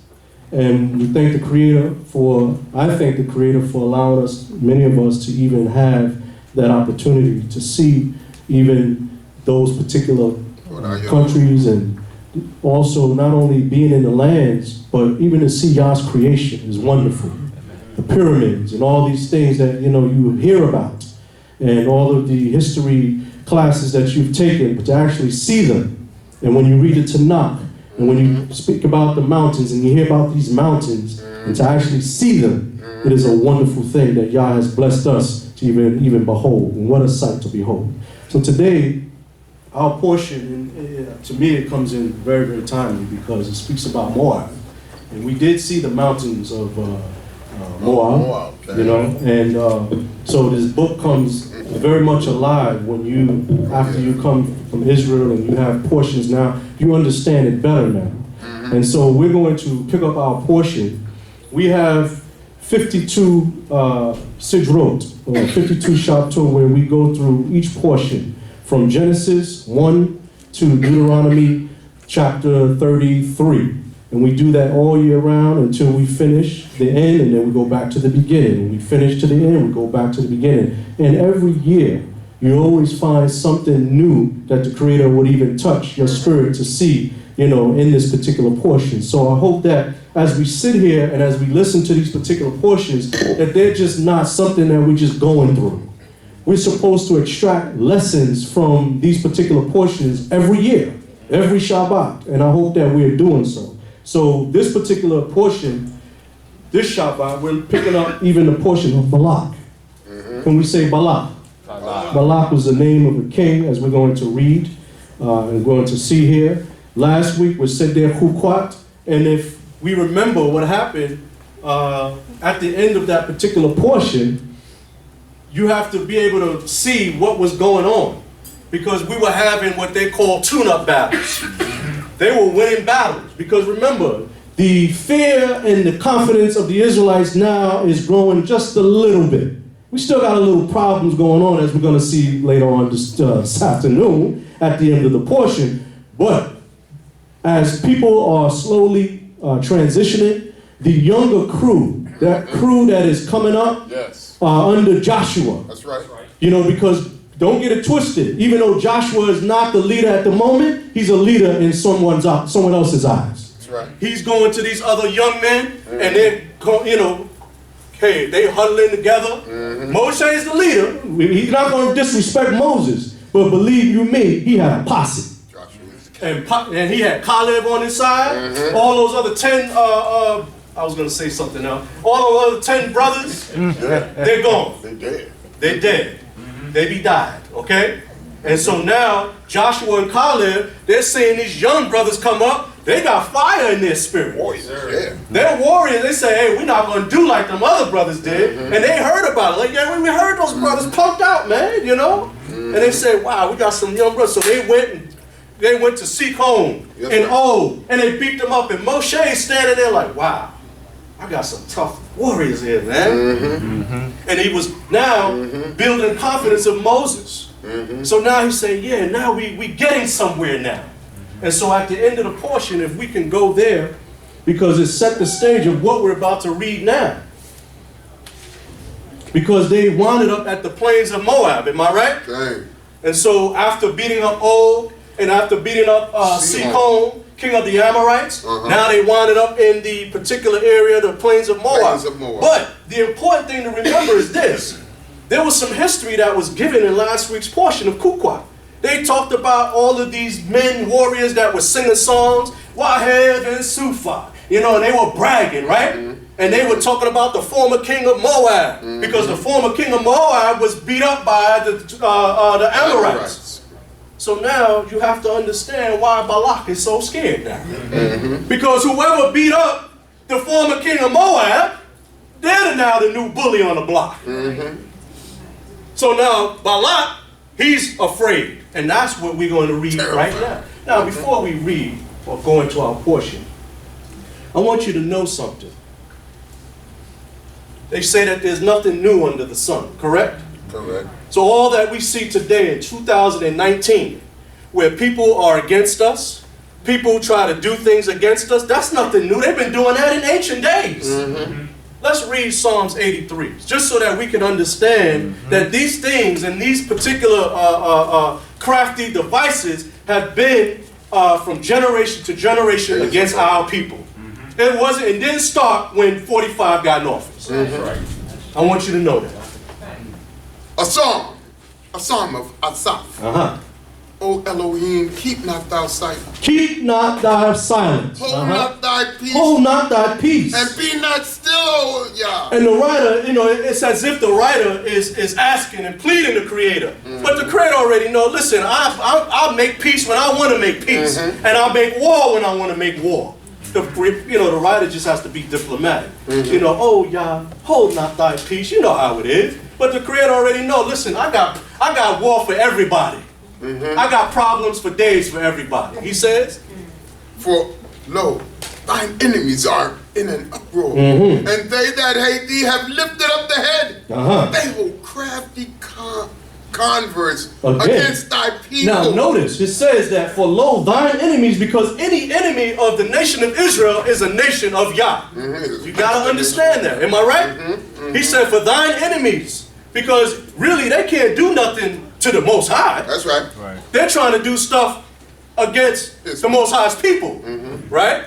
So he said, thine enemies. So Yah's enemies, if you're my enemy, if you're an enemy of the Israelite nation, then you're an enemy of Yah. He said, they hold crafty converse against thy people. They hold crafty what? Converse against thy people, and take counsel against thy treasured ones. You know how it is, and don't fool yourselves, people. They look at you, they smile in your face, and they will go to the dinner table just like we do. They talk about us and we talk about them. Let's be honest, am I right? To thine own self be what? True. Be true. You know how it is. You think that we the only people. See, that's the thing about people and nations. They always, when it comes to prejudice and race, I'm not, listen, you don't even try because I talk about you at my dinner table. So I know you're talking about me. That's right. Let's be honest with each other. He says further, they have said, come, let us cut them off from being a nation, that the name of Israel may be no more in remembrance. They have consulted together with one consent. Now, you know these words were written thousands of years ago. Am I right? That's why I keep saying that everything that we speaking about and we see today is nothing new. Our position is that we have to have trust in the Creator. That's all. That's it. Let's read further, because the reason why I'm saying that this psalm is so appropriate for this particular portion, because he mentions someone that we're going to be read about today. He says further, for they have consulted together with one consent.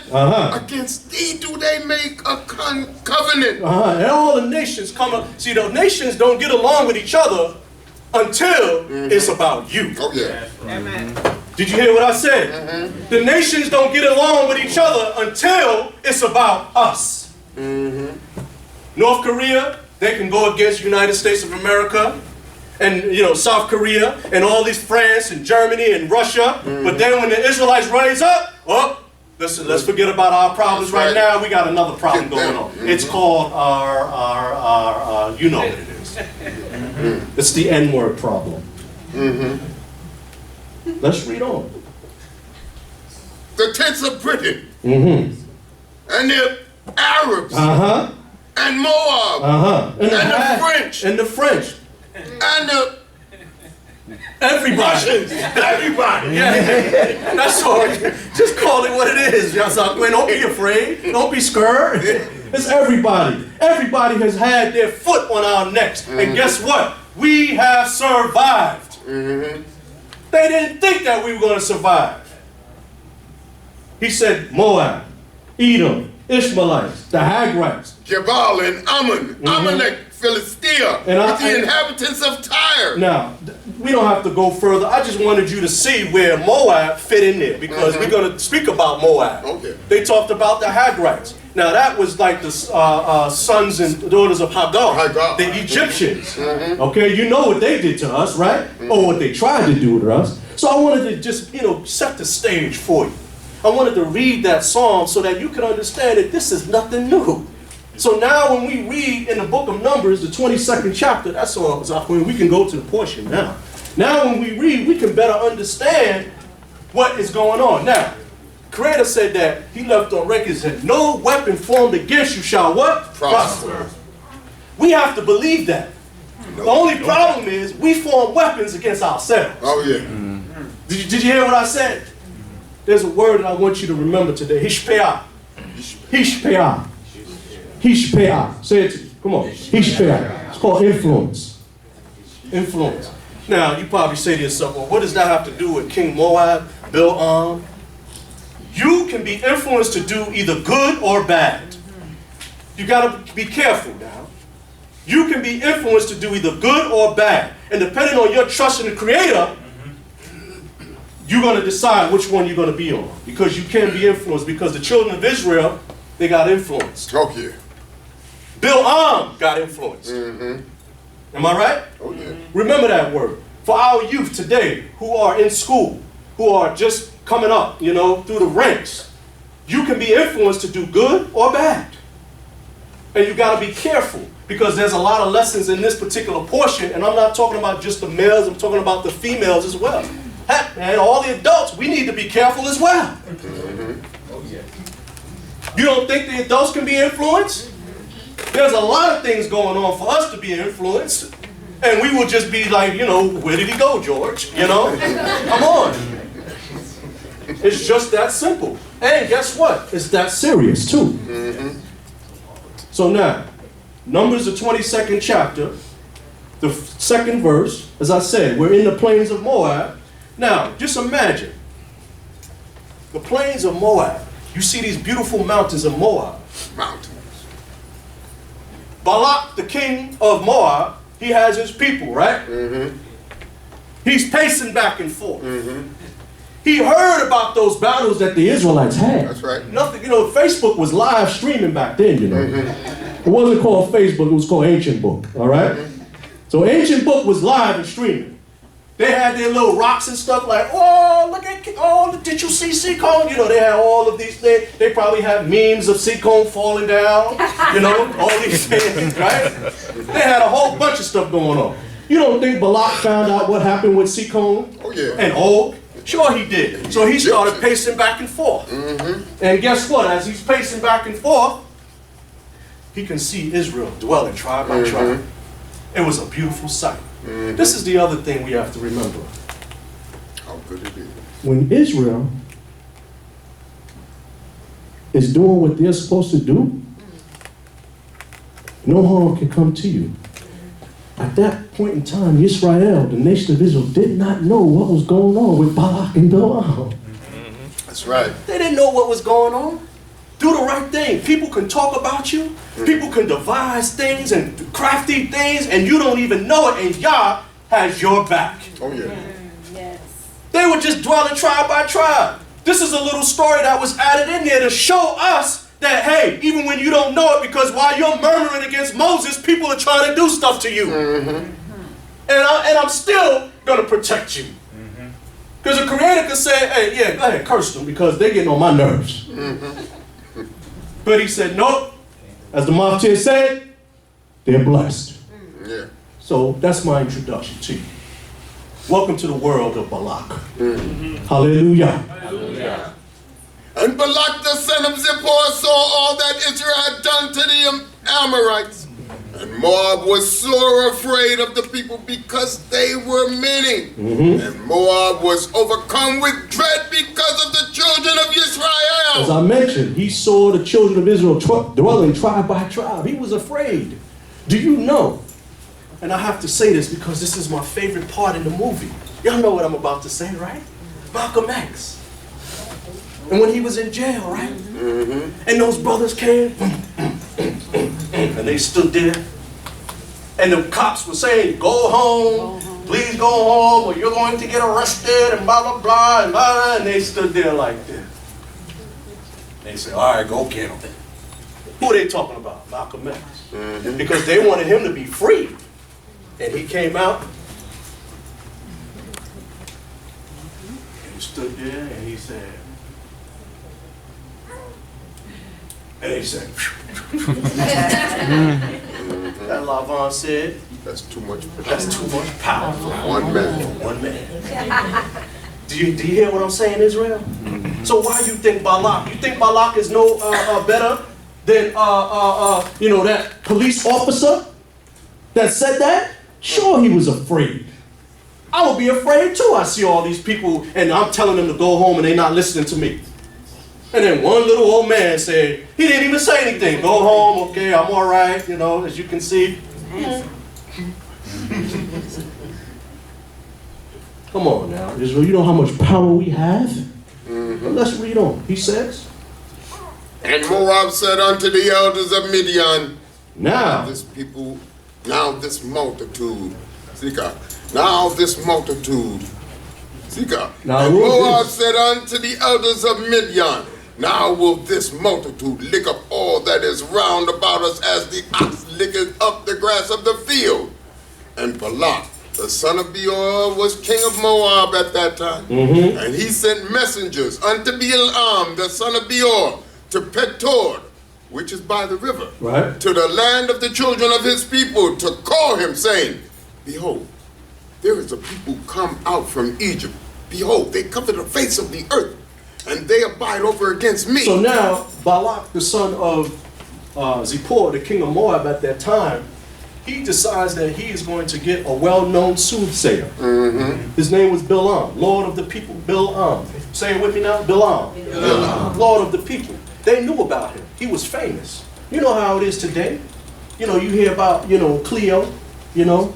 I don't know who the famous psychic now is, you know, Nancy Reagan. Well, she's dead now.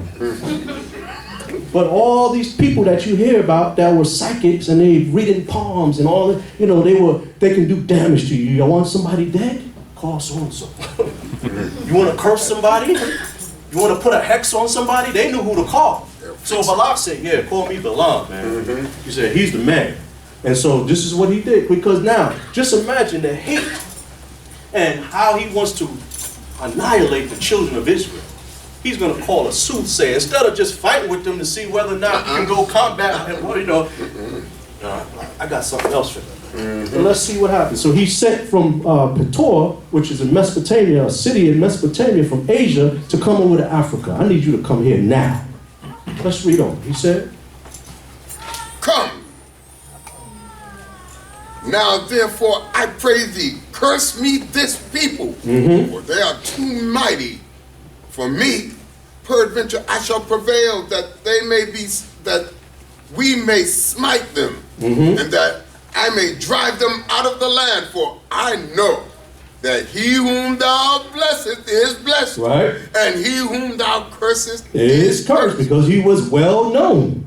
He says, and the elders of Moab and the elders of Midian departed with the rewards of divination in their hand, and they came unto Balaam and spoke unto him the words of Balaq. Now, let me just say something, because, you know, we've been doing a lot of research on our Hebrew words, because in the past we always said the rewards of divination. The English always does an injustice to what the Hebrew is saying.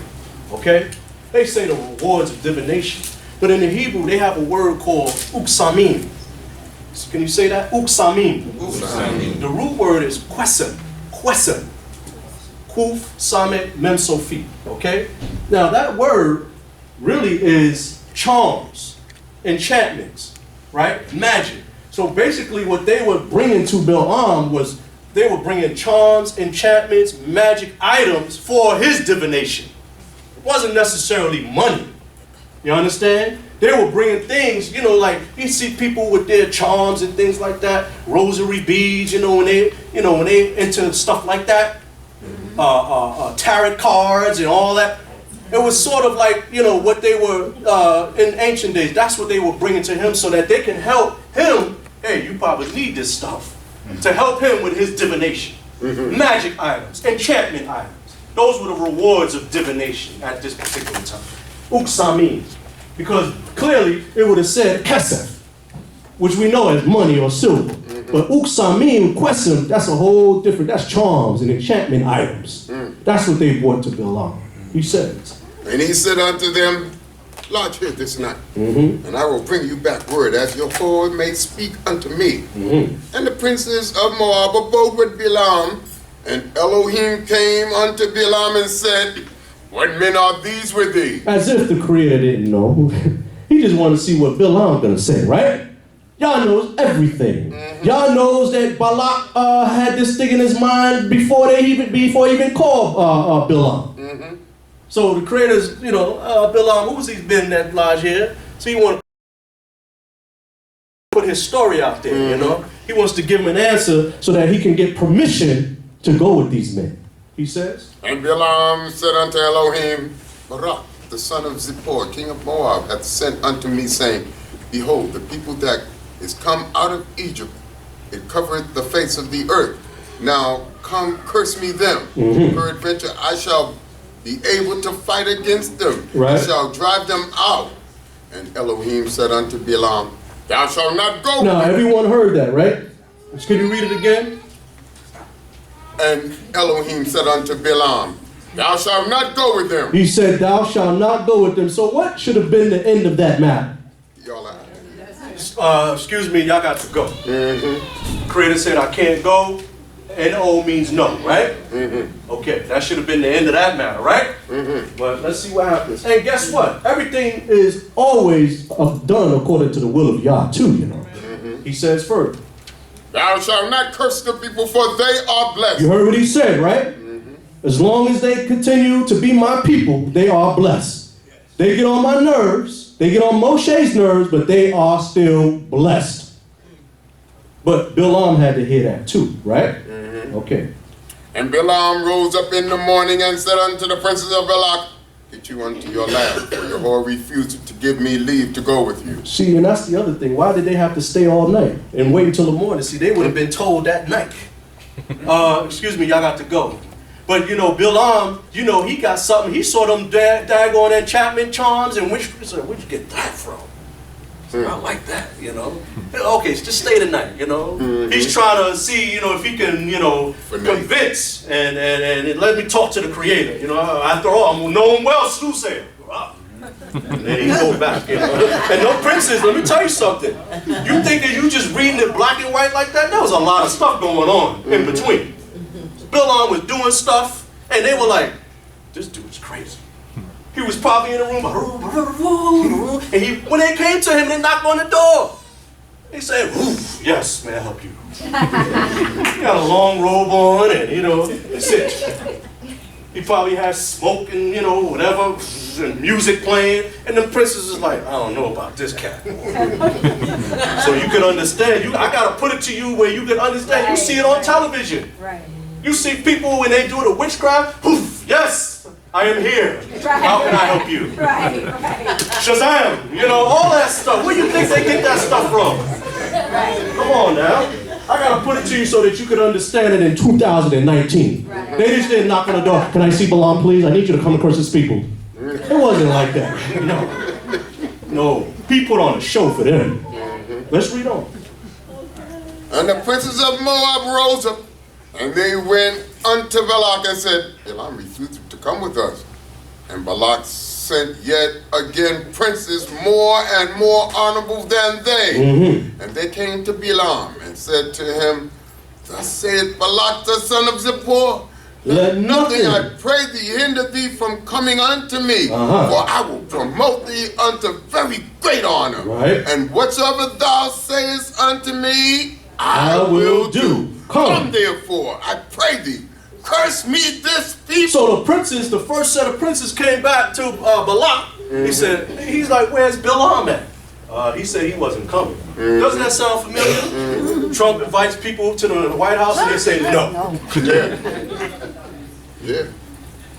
It's relatable, am I right? These same things are happening, but in different times, in different eras, right? And then they have to explain why LeBron James is not going to the White House. He shouldn't have to explain nothing. I said no. So he now sends more princes, he said, more honorable than the first set. And guess what? That first set, they went back with them, So now it's like an entourage, really.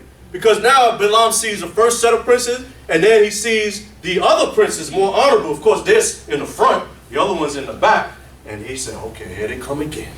Let's see what happens. And Balaam answered and said unto the servants of Balaq, Balaq would give me his house full of silver and gold. I cannot go beyond the word of Yahweh my power to do anything small or great. Now therefore, I pray thee, tarry here. Tarry ye also here this night, that I may know what Yahweh will speak unto me more. Now, he just said, if Balaq give me silver and gold, I can't do anything. Be gone. Or I'll put something on you. Boom. But he said, if Balaq give me silver and gold, I cannot go beyond the word of Yah. But come on, stay here. Just chill here for a minute. I think I can convince the Creator that, this is going to happen. Because guess what? They probably bought more things. And he said, wow. He said, did you ever see something like this, Balaq? He said, this is especially for you. This is a Moabite witchcraft god. He said, let me touch it. First, get your answer. You can touch all you want. And he said, okay. He's looking at that witchcraft god. He's like this. I'll be right back. Let's read on. I gotta put it to you so that you understand what's going on. It's just not straight and, plain and simple like that. Like, we're back, okay, sit down, let me go to the Lord. No. I got something for you, man. You know how they do today.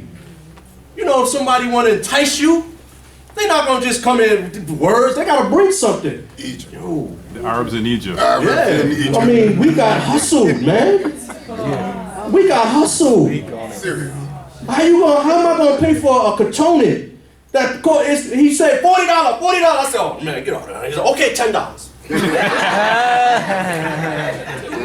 He got me because I was gone. He said, $40, $10. Did you say $10? 40 to 10. But I bought it for $10. They never stopped. They kept coming. When we were on the bus, they were coming on the bus. 3 for 5, 3 for 5, 3 for 5. Versus 3 for 20, 3 for 5. And they kept going down. Khayil was he's okay, wait a minute. Oh, he's hustling everybody. Okay, what you got here? Okay, 1 second. Yeah, if we can get this for 3, it was something else. We were like in a diamond district going on here. But this is what reminds me of what was happening. They were trying to hustle us, and then, the one guy come up to you, 3 for 5, your wife will love you more. Get on out of here. This is how they do. They have to survive. This is their money. Now, Khayil said it earlier. We're blessed beyond measure. A lot of us don't have to hustle that hard like that. They have children, man, in the streets. Little kids. Yeah, they're tissue. They trying to sell tissue, a pack of tissue. We can get a pack of tissue from the corner store like that, right?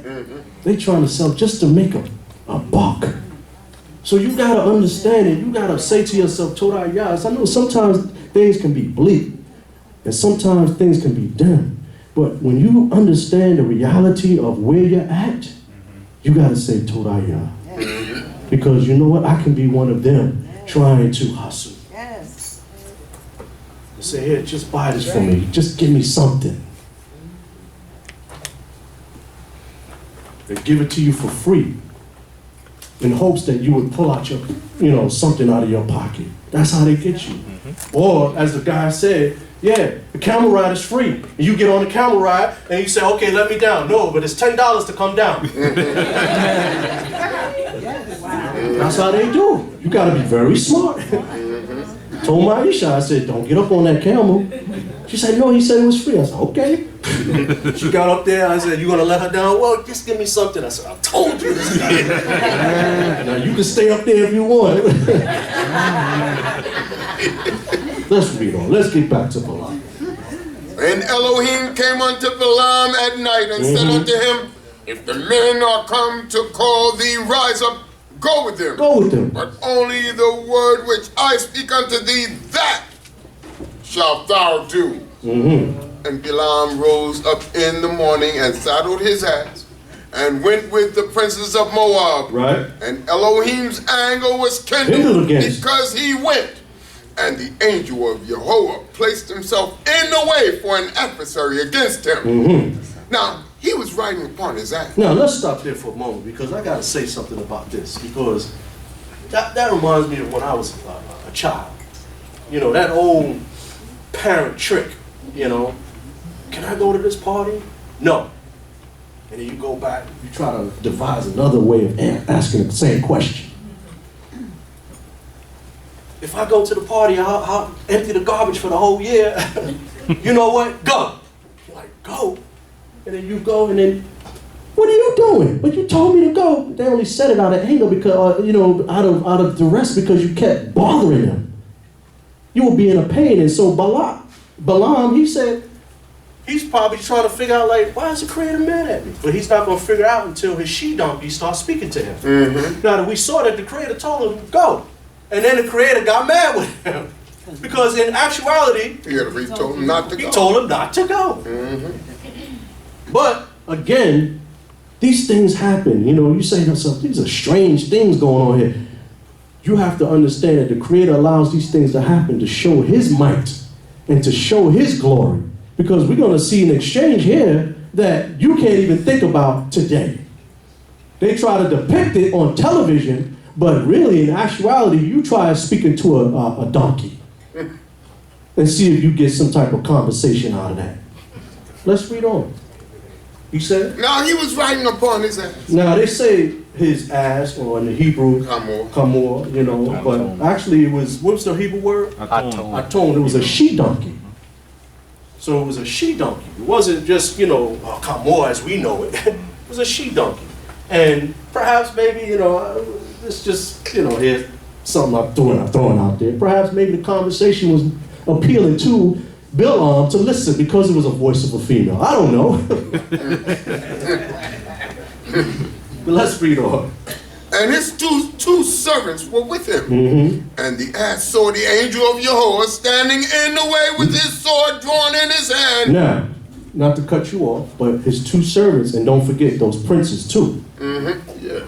They're there too. Mm-hmm. So there's some things that's going to go on that we're about to see, about to read. The princes and his two servants are witnessing. Mm-hmm. He says, and the ass turned aside out of the way and went into the field. And Balaam smote the ass to turn her into the way. Right, so she sees this angel of the Most High, right? And the she-donkey is the only being that sees this. Balaam doesn't see anything. Now, get to that. He's a well-known soothsayer. You think he could have depicted that?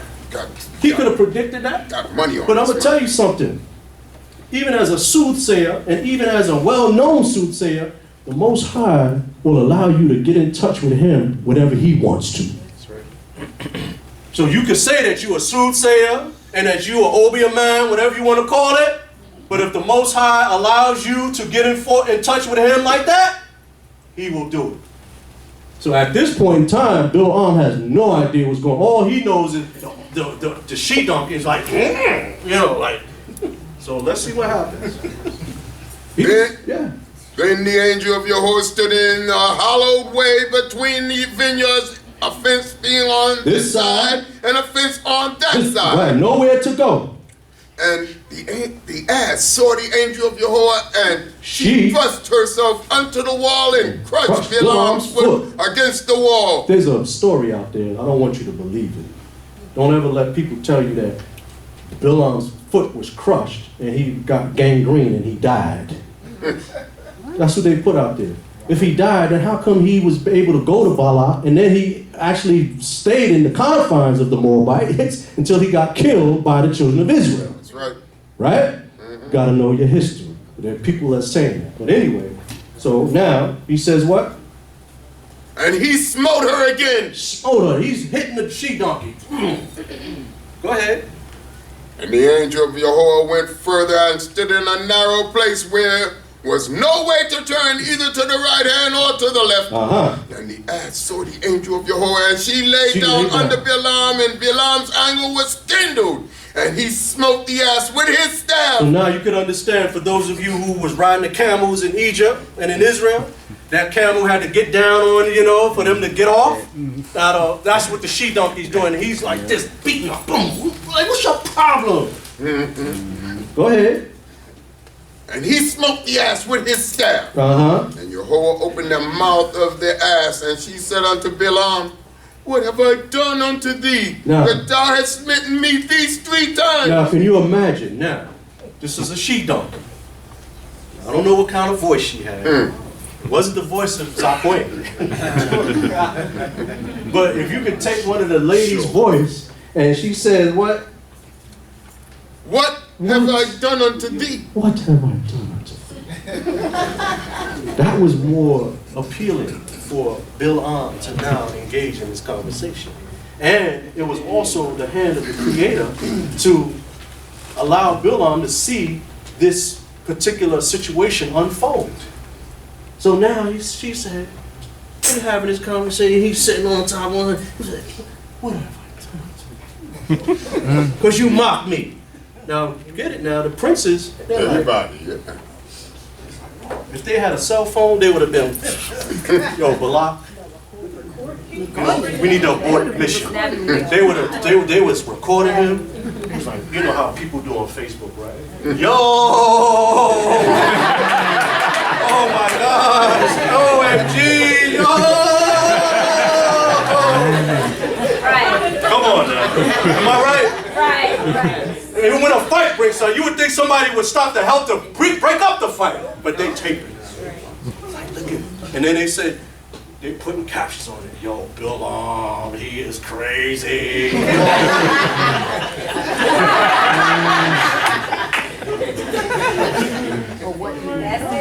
And Balaq was like, what in the world? What? And then he's texting back to them on his ancient book. He's like, what is going on over there? You see it by yourself? Yeah, I'm watching it. Wow, I can't believe it. This is what's going on. Let's read on. And Balaam said unto the ass, because thou hast mocked me, with there were a sword in my hand, for now I had killed thee. And the ass said unto Balaam, am I not thine ass, upon which thou hast ridden all thy lifelong days to this day? Was I ever want to do so unto thee? And he said, nay. No, I guess you're right.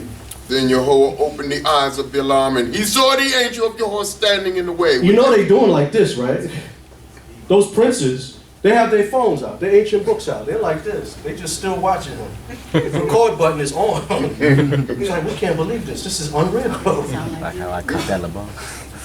He's like, yo, you know how people do? Yo, this is Shay. I'm at a fence right now. And I can't go nowhere, but yo, this dude Balaq talking to the she-donkey, and I'll keep y'all posted. Yo, hit me up, Shmuel. This is real, yo. Am I telling the truth? See, it's relatable and you're laughing because you know how we do as a people today. So you know how it was back then. Come on, let's go. And Jehovah opened the eyes of Balaam, and he saw the angel of Jehovah standing in the way with his sword drawn in his hand. And he bowed his head and fell on his face. And the angel of Jehovah said unto him, wherefore hast thou smitten thine ass these 3 times? Right, what does the she-donkey have to do with it? Behold, I am come forth for an adversary, because thy way is contrary unto me. That's right. And the ass saw me and turned aside before me these 3 times. Unless she had turned aside from me, surely now I had even slain thee and saved her alive. You know, quick note, Israel. In life, sometimes the Creator puts detours in our lives. When that happens, don't get upset, because the Creator can be saving you from something. Sometimes we want to make that party, we want to make the job on time. We want to get somewhere, and then something happens where just everything just, don't get upset. You got to take it. It's a teachable moment for all of us to say, you know what? Maybe the Creator has held me back from something. And this is what, you know, if Bil'am could have understood, like, hey, what's going on? Something's not right. You know, if you ever gone somewhere, you've been on a trip, and things are just going so wrong, you're like, oh, I don't have a good feeling about this. Sometimes you might just go home. Sometimes you just say, nah, you call the person like, nah, I'm not going to make it tonight. I have a strange feeling about things. When Yah's with you, that happens all the time. I can remember many times when my brother Uzziah, I'm telling on him now, he wanted to go to this party. This was years ago. And my mother-in-law sitting in the back, she told him, no, you're not going. I said, well, then you can do that, Emo, that's your son. You can do that. And she said, he kept asking, Emo, this is the party of the year, blah, blah, blah, blah. She said, no, you're not going. So he came to me, yo, come on. Now, me and his sister were in Mehudeshi. We were in the recording stage at that point. Yo, shit, you gotta talk to my Emo, man. I gotta go to this party. I was like, yo, what kind of party is it? Like, it's just, it's a house party. I was like, house party? I was like, oh, Lord. Anybody who know about house parties, So I said, Emo, I'll go with him to the party. She said, you gonna go with him? I said, yeah, I'll go with him. So we get there, everything is going okay, But you know me, I'm still, I'm observing, Looking at stuff. All of a sudden, I see this guy go to this guy. And then he went over here. And I'm watching. I said, Uzziah, we gotta go. He's like, yo, man, we just got here, man. I said, Uzziah, we have to go. He got mad at me. I said, we gotta go. I said, I don't know what it is. We gotta go. Next morning, didn't somebody get killed at that party? Shot and killed at that party. The Creator had a thing that he put on me to say, this is not good. Because once you see that type of element, they were plotting. We had to go. And told our Yehovah, and I went to him, me, I went to him that morning. I said, did you hear about that thing that happened? He said, how'd you know? I was like, I don't know. But something told me, Yah told me, we got to go. So don't ever be mad or angry that when things detour your movements, or they get kind of, changed a little bit or altered, think of it as a blessing from the Creator. Let's read on. I just wanted to make that point. And Balaam said unto the angel of Yah, I have sinned, for I knew not that thou stoodest in the way against me. Now therefore, if it displease thee, I will get me back. And the angel of Jehovah said unto Balaam, go with the men. That's right. But only the word that I shall speak unto thee, that thou shalt speak. Right. So Balaam went with the princes of Balak. And when Balak heard that Balaam was come, he went out to meet him unto Irmia, Moab. City of Moab. Which is in the utmost part of the border. And Balak said unto Balaam, did not I earnestly send unto thee? I mean, like what? Like, hello, how are you? Thanks for coming. You imagine, Like, then I'll tell you to come here, like, like, what's your problem, man? I know Balaam was like, I said, shh. It's like, I can only say what the Most High has given to me. And I know Balak was like, don't you know who I am? Don't you know? He's probably walking around, assessing. He's hearing him. He's blocking him out. He's like, you have a nice place.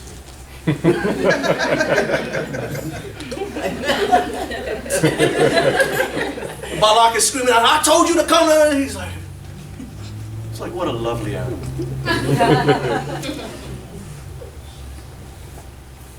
Yes. And then he came back to himself. Yes, I'm here now. Balak is like, what you, I know you here. I want you to curse these people for me. He's like, I can only bless them. I can't curse them. They're already blessed. I can't say nothing wrong about them. I'm just telling you. And he told them from the jump. He told them from the jump. I can't curse them. But Balak, he's eager and he's persistent. Let's read on.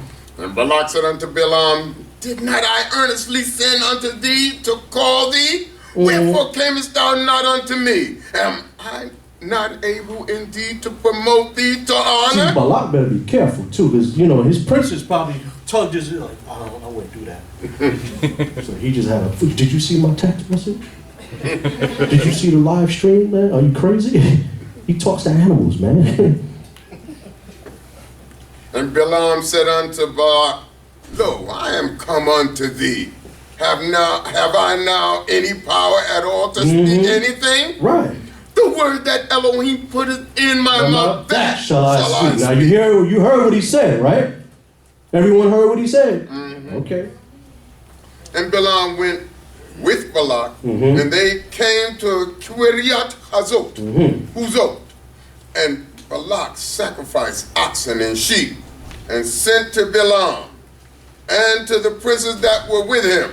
And it came to pass in the morning that Balak took Balaam and brought him up unto Bamoth Baal, and he saw from thence the uttermost part of the people. So like the Maftir was saying, he brought him here. He said, look, there they are.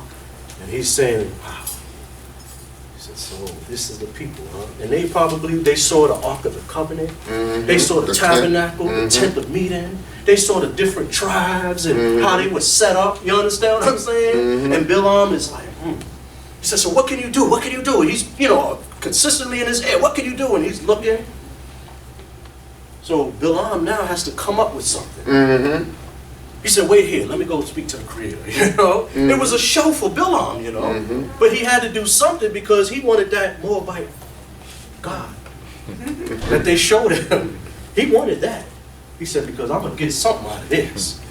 He says. And Balaam said unto Balak, build me here 7 altars and prepare me here 7 bullocks and 7 rams. And Balak did as Balaam had spoken. Right. And Balak and Balaam offered on every altar a bullock and a ram. Right. And Balaam said unto Balak, stand by thy burnt offering. Right. I will go. Peradventure Jehovah was come to meet me. And whatsoever he showeth me, I will tell thee. And he went to a bare height, and Elohim met Balaam, and he said unto him, I have prepared the 7 altars, and I have offered a bullock and a ram on every altar. And Jehovah put a word in Balaam's mouth and said, return unto Balak, and thus thou shalt speak. And he returned unto him, and lo, he stood by his burnt offerings, he and all the princes of Moab. Right. And he took up his parable and said, Now, in this case, Zakwe, in this case, the parable means an utterance. He's telling a short story. Because he's starting out real light with Balaam. Because at the end, he's really going to not care now. I'm going to tell you the real deal now. So now he has to start out with a little something, So the Most High said, yeah, I'm putting something in your mouth. Here, give him a little parable. So he has to now, do all these things. Because remember, he told him, hey, wait here. And Balak is sitting there by the burnt offering, he's like, yeah, we're about to get this done now, boy. And Balaam is like, listen, he's talking to the Creator said, he put something in his mouth. Balaam has no control over that. So now he comes back, and this is what happens. He said, from Aram Balak bringeth me the king of Moab from the mountains of the east. He's starting out slow. Everybody knows that already. Balak knows he brought you from the east. What else is new, But he's trying to make it like a, from Aram, Balak brought me. And Balak's like, yeah, I brought him. Come, curse me, Jacob. And come, execrate Israel. So basically what he's doing is he's just repeating what Balak is saying. Come curse me this people. So he's got to make it nice. From Aram, Balak come and wanted me to curse Israel. And execrate the children of Jacob. And he's doing all this stuff. He's like, yeah, okay, I know that. You know what I'm saying? He said, how shall I curse whom Elohim hath not cursed? Right. And how shall I execrate whom Jehovah hath not execrated? For from the top of the rocks I see him, and in the between there was a little, and then he goes back into his words. He had to make it look real, right? You know how they do it in the churches? What do they call that? Speaking in tongues. Hey, he was speaking in tongues. And he said, oh, from the top of the rocks I see him. And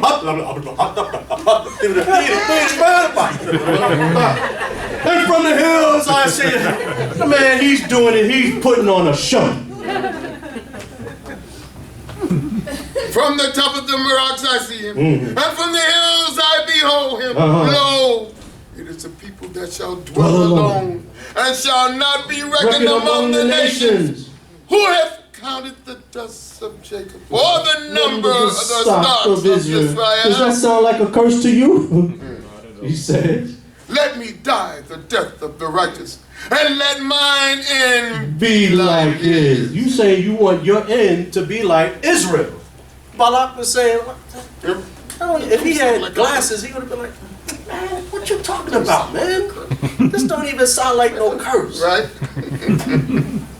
And I know there was plenty of times that Balaq, he wanted to go and put something on him, but his princess was there. I wouldn't do that. You saw the video I showed you, right? Did you see the video I sent you? That's all I'm saying. He said, what did Balaq say? And Balaq said unto Balaam, what hast thou done unto me? Right. I took thee to curse mine enemies. And that's exactly how he sounded in his high voice. Like, what you doing? Behold, thou hast blessed them all together. And he answered and said, must I not take heed to speak that which Jehovah putteth in my mouth? And you know he was doing it in the kind of way that you have to scare Balaq to you. He probably, turned his back. Did I not tell you that I cannot curse them? No, man. We got to try something else. And Balaq said unto him, come, I pray thee, with me unto another place, from whence thou mayest see them.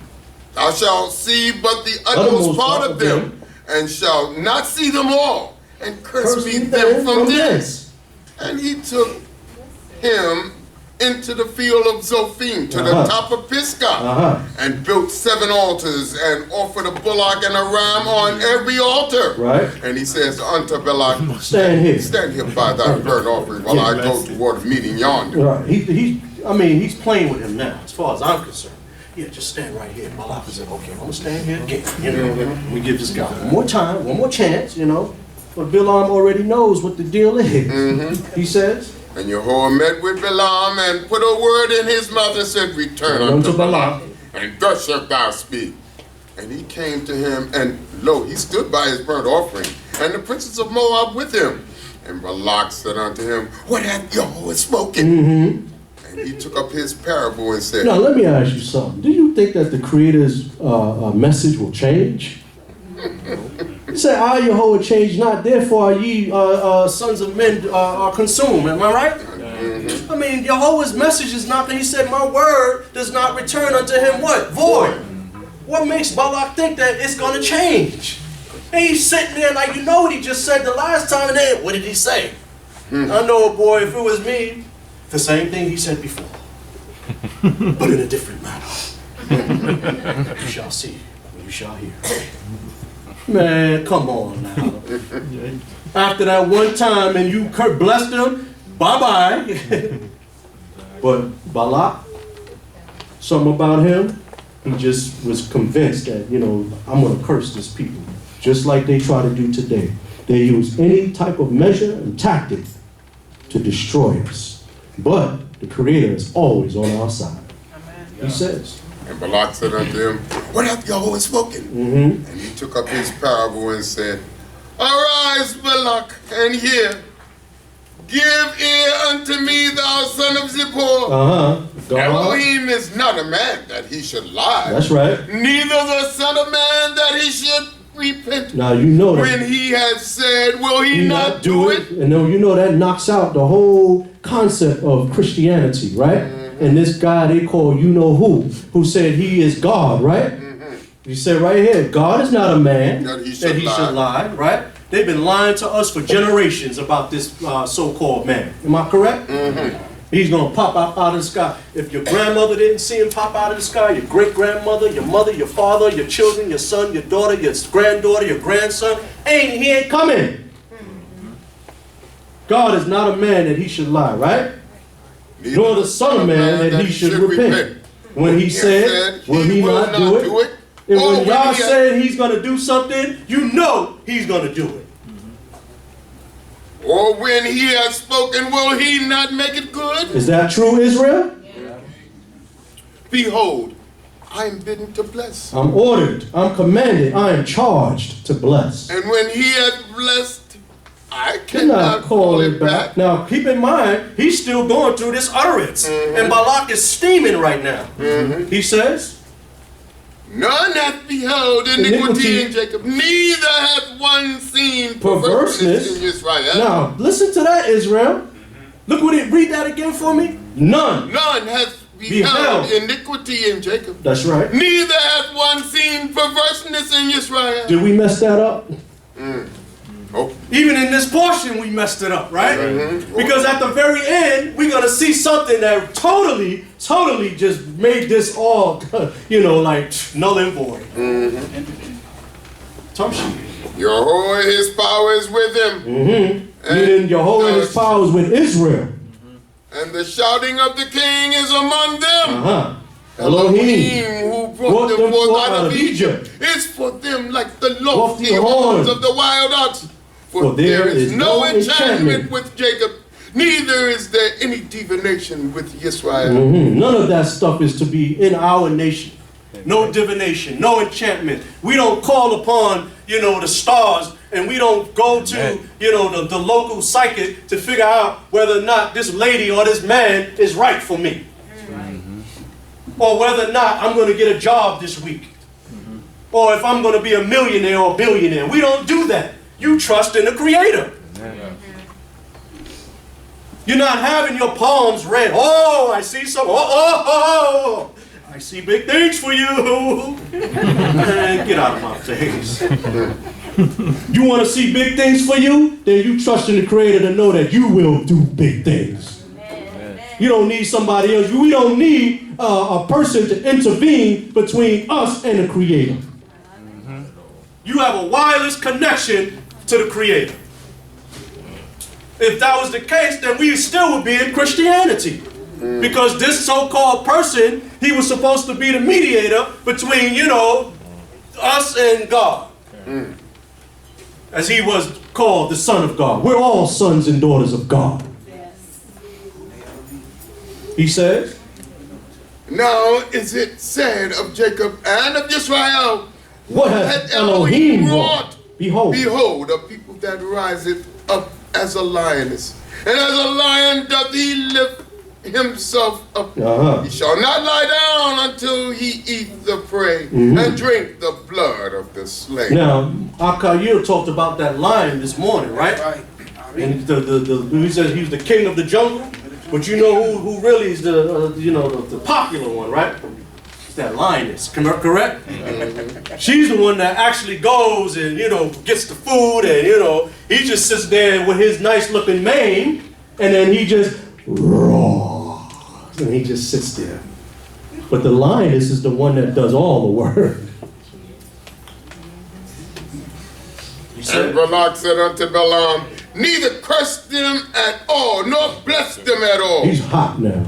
But Balaam answered and said unto Balak, Told not I thee, saying all that Jehovah speaketh that I must do? What are you not getting, Balak? And Balak said unto Balaam, come now, even after all of that. He said, come now, I will take thee unto another place. Peradventure, it will please Elohim that thou mayest curse me them from thence.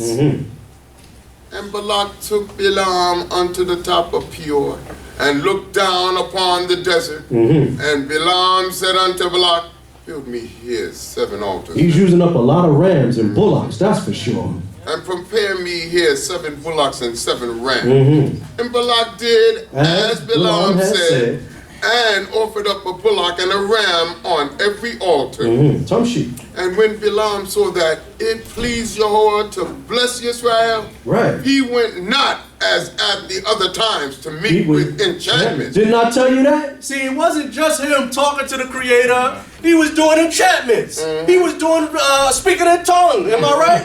That just proves that what I'm saying. So you think I'm putting on this show? He was putting on a show. He was doing all of this, and he had his robe, and he covered his face, and he's cross-eyed now, and his eyes are going this way.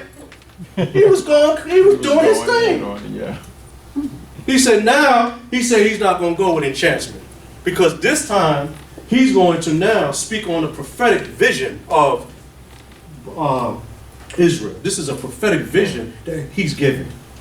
He went not as other times to meet with enchantments, Right. but he set his face toward the wilderness. Right. And Balaam lifted up his eyes, and he saw Israel dwelling tribe by tribe. And the spirit of Elohim came upon him. Hallelujah. And he took up his parable and said, The saying. the saying of Balaam the son of Beor, Now, this is the real Balaam now. and the saying of the man whose eye is open, Mm-hmm. the saying of him who heareth the Words of Elohim. He's going, now he's into it. See, before he had all that enchantment, now he's being true. He said, because he knows this people, they're really blessed. So he said, you know what, I don't need the enchantments. Listen, I'm going straight in now. He saw Israel dwelling tribe by tribe. He said, oh man, he said, they're blessed. The saying of Balaam, yet open eyes, and he's going through it. I mean, he's now prophetically he's speaking. He said, who seeth the vision of the Almighty, That's right. falling Falling down, down, yet with open eyes. eyes. How goodly are thy tents, thy dwellings, O Israel, as valleys stretcheth out, as gardens by the riverside, as aloes planted up Jehovah, as cedars beside the waters. Water shall flow from his branches. And his seed shall be in many waters. And his Metaphorically king speaking, that we're going to be a prosperous nation. We're going to be a mighty nation.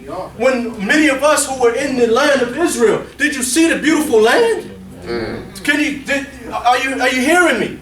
Did you see it? Did you see it? Did you see yourself even being in that land? Okay. Did you claim your land? What did the Maftir say? That the land is waiting for us. You know how many people, even the other nations, not the Israelis, because you know they're going to swear up and down to the day of their death that that's their land. I get it. I get it. But you're wrong. But the other peoples that lived there, the Arabs and all those other people, welcome home. Welcome home. It's time that you come back. Because they know that a spirit left the land of Israel, and it hasn't been the same since. So you got to understand, that's why he said, how goodly are your tents, O Israel, and your dwelling places, or Jacob. You got to understand, it's time for us to return back home. Our spirit has left that place, and they're waiting for us to come back. Sure, they're going to say, welcome home. They want us there so bad, they don't know what to do. He said, as valleys stretched out, as gardens by the riverside, as aloes planted up Jehovah, as cedars beside the waters. Water shall flow from his branches, and his seed shall be in many waters, and his king shall be higher than Agag, and his kingdom shall be exalted. Right. Elohim, who brought him forth out of Egypt, is for him like the lofty horns of the wild ox. Right. He shall eat up the nations that are his adversaries, and shall break their bones in pieces, and pierce them through with his arrows. Talk about it. He coucheth, he lay down as a lion, and as a lion is, who shall roust him up? That's right. Blessed be everyone that blesseth thee, and cursed be everyone that curseth thee. And Balak's anger was kindled against Balaam, and he smote his hands together. And guess what? He really wanted to smoke Balaam. But he's not crazy. He's not crazy at all, because you know how you do something, you know, you want to do something to somebody, and you're like, oh, if you don't know. He had to, but he really wanted to go, wow, are you crazy? But he's afraid that Balaam might put something on him. Because his princes were there to tell him, listen, relax, Balak, relax. He'll make you into a she-donkey. He can make you into any. So those things he had to remember, like, you know. He said, man, I'm done. I'm done. I'm done. He said. And Balak said unto Balaam, I call thee to curse mine enemies. And behold, thou hast altogether blessed them these 3 times. They were already blessed before those 3 times. That's what he told you. He said, therefore, now flee thou to thy place. Get out of here. I thought to promote thee unto great honor, but lo, Jehovah hath kept thee back from honor. And Balaam said unto Balak, spoke I not also to thy messengers that thou didst send unto me, saying, if Balaq would give me his house full of silver and gold, I cannot go beyond the word of Yahweh to do either good or bad of mine own mind. What Yahweh speak, that will I speak. And now, behold, I go into my people.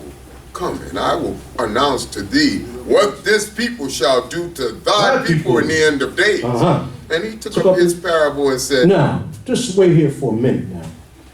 Because this was no ordinary conversation. Yeah, they went at it. They were going at it.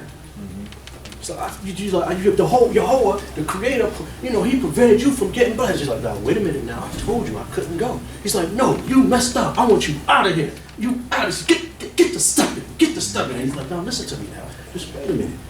He said, listen, I got a plan. I got a plan. Because there's a word in the Hebrew here, I'atzka. Can you say that? I'atzka. Because what he was doing during this exchange, he advised them on something that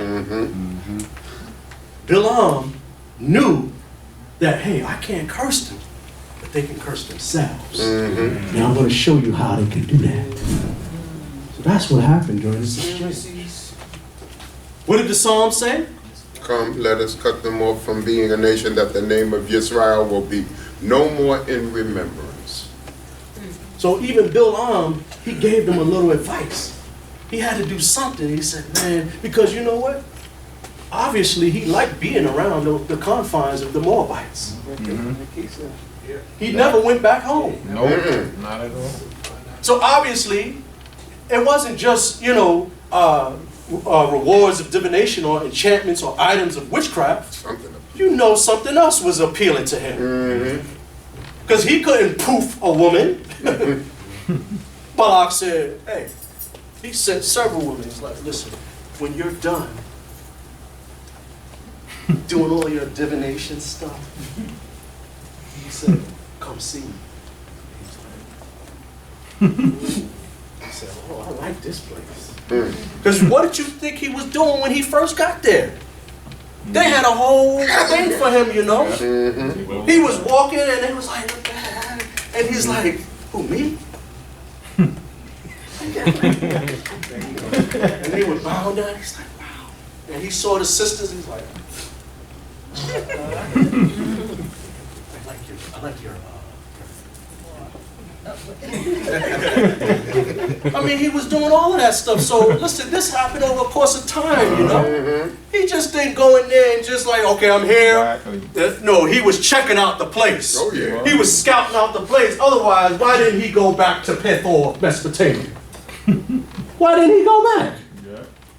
There was something else that was appealing to him, because when you read in next week's portion, when they went in there and the Most High said, avenge the Midianites, he was right there. They said, kill the kings, the 5 kings of the Midian, and they slew Bilam also, the son of Beor.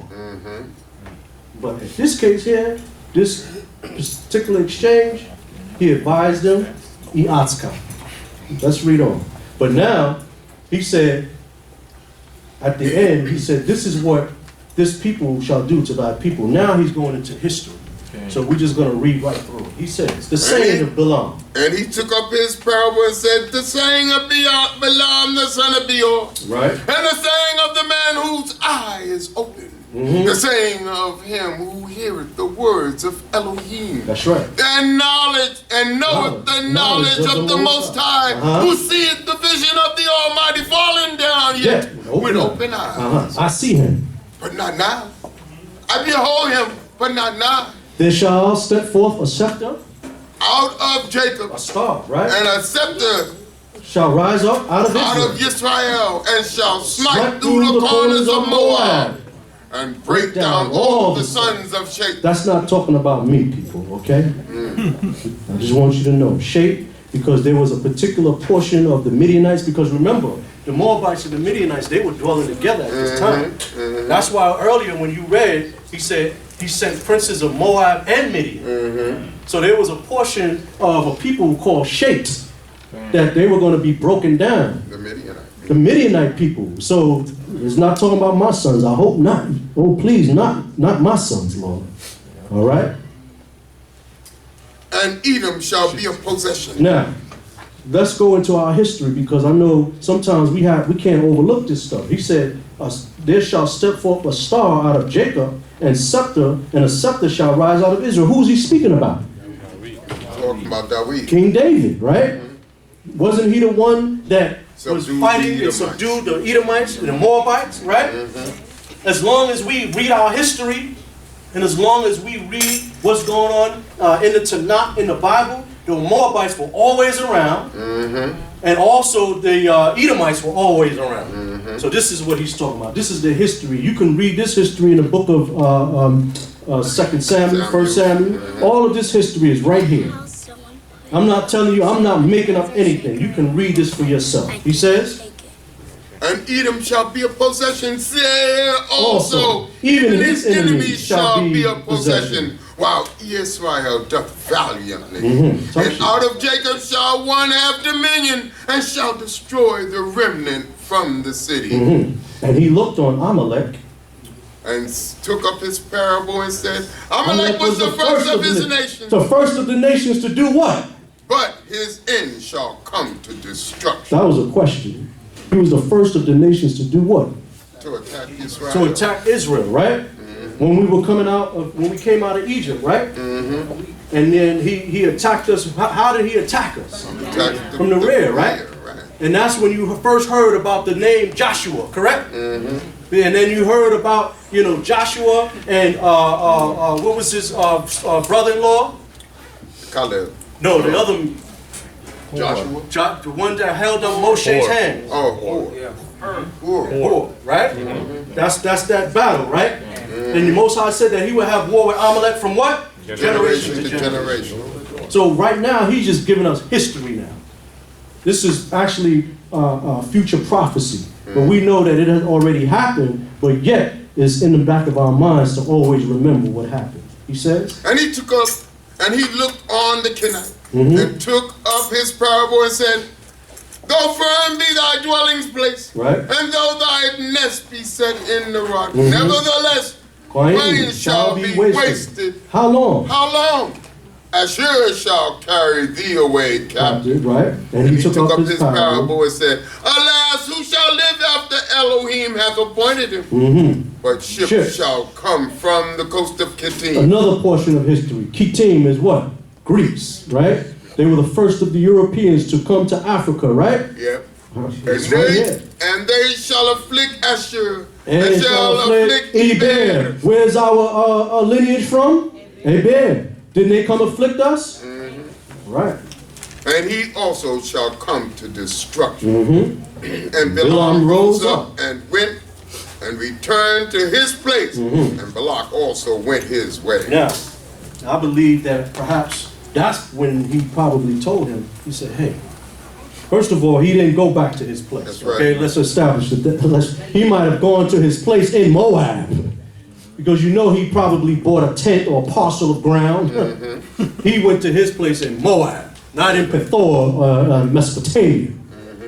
And I believe that it was at this point in time when they separated and they, departed and went their way. He said, hey, man.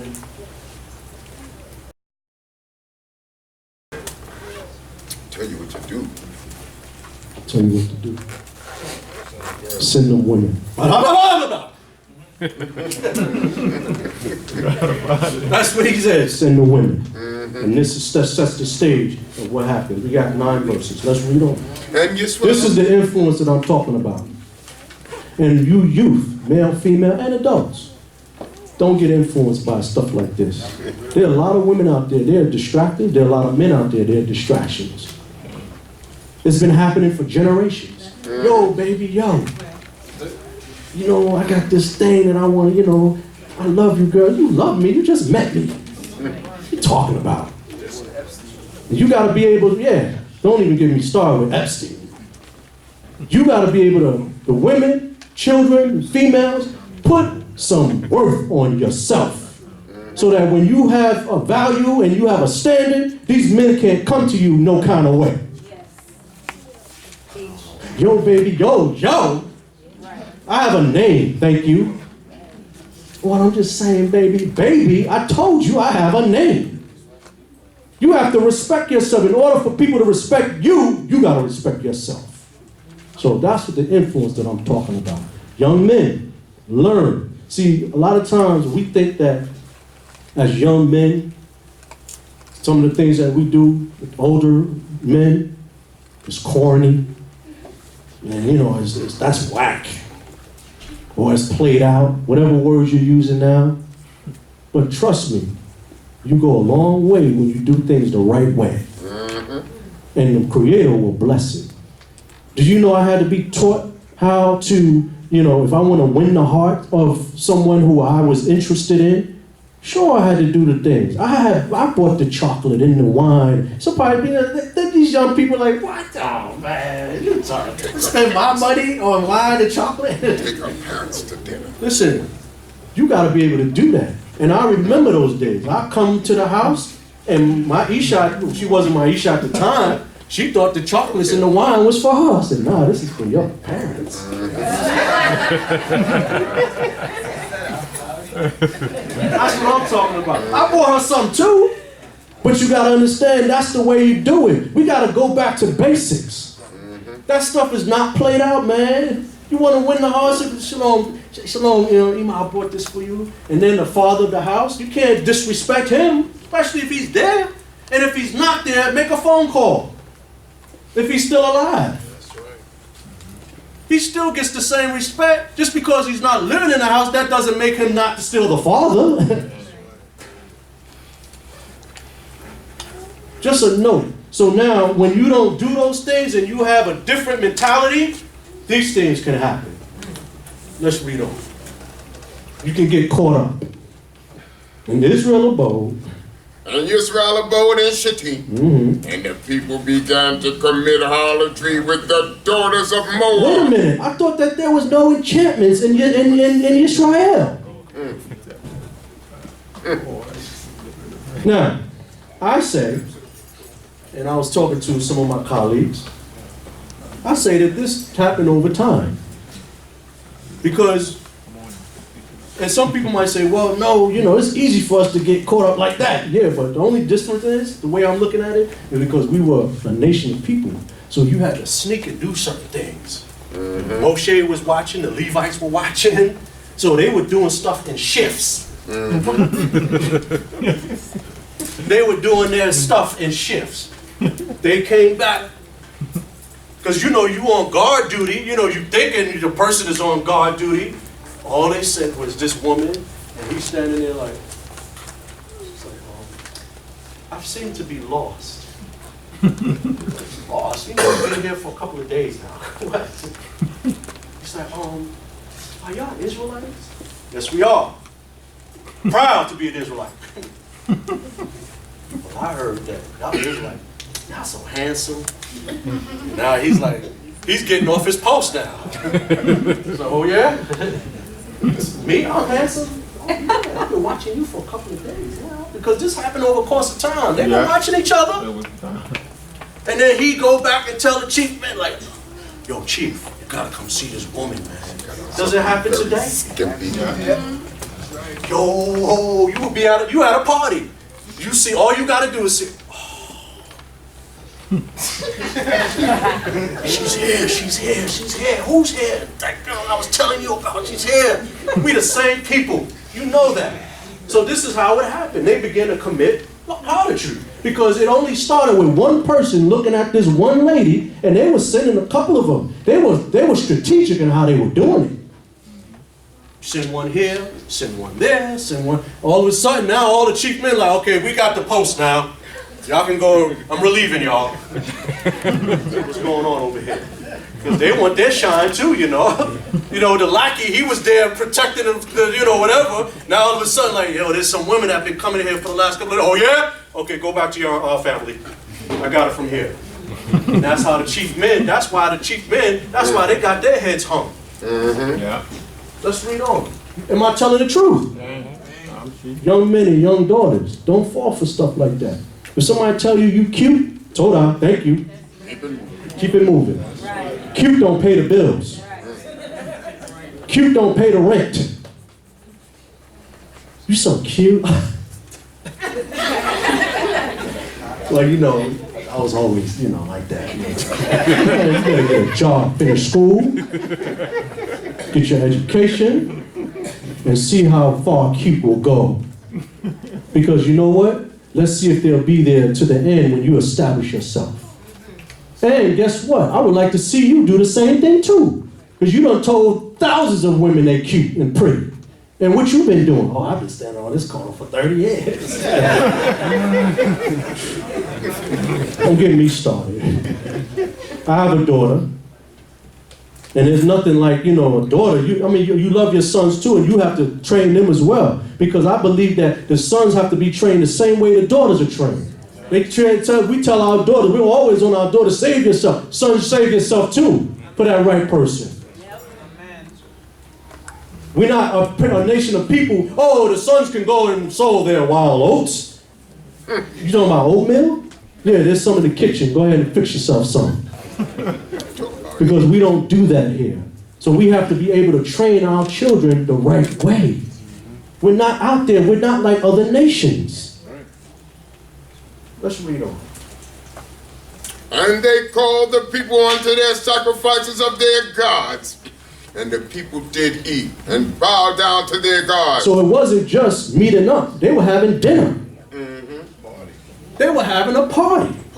They were having, as we know it, because our children are back in the room, they were having certain parties. I'm just talking about, where's Chief so-and-so? Now they lying. Because, you know, a whole bunch of stuff comes out of that. Moshe's looking for all these chief. Where's the chief men at? Moses,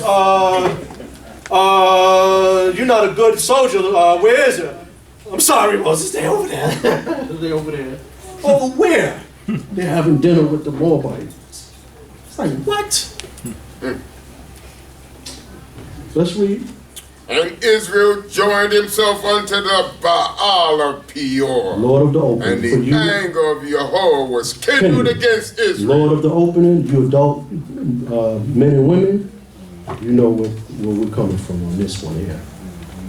And Yahweh said unto Moses, Take all the chiefs of the people and hang them up unto Yahweh in the face of the sun, that the fierce anger of Yahweh may turn away from Israel.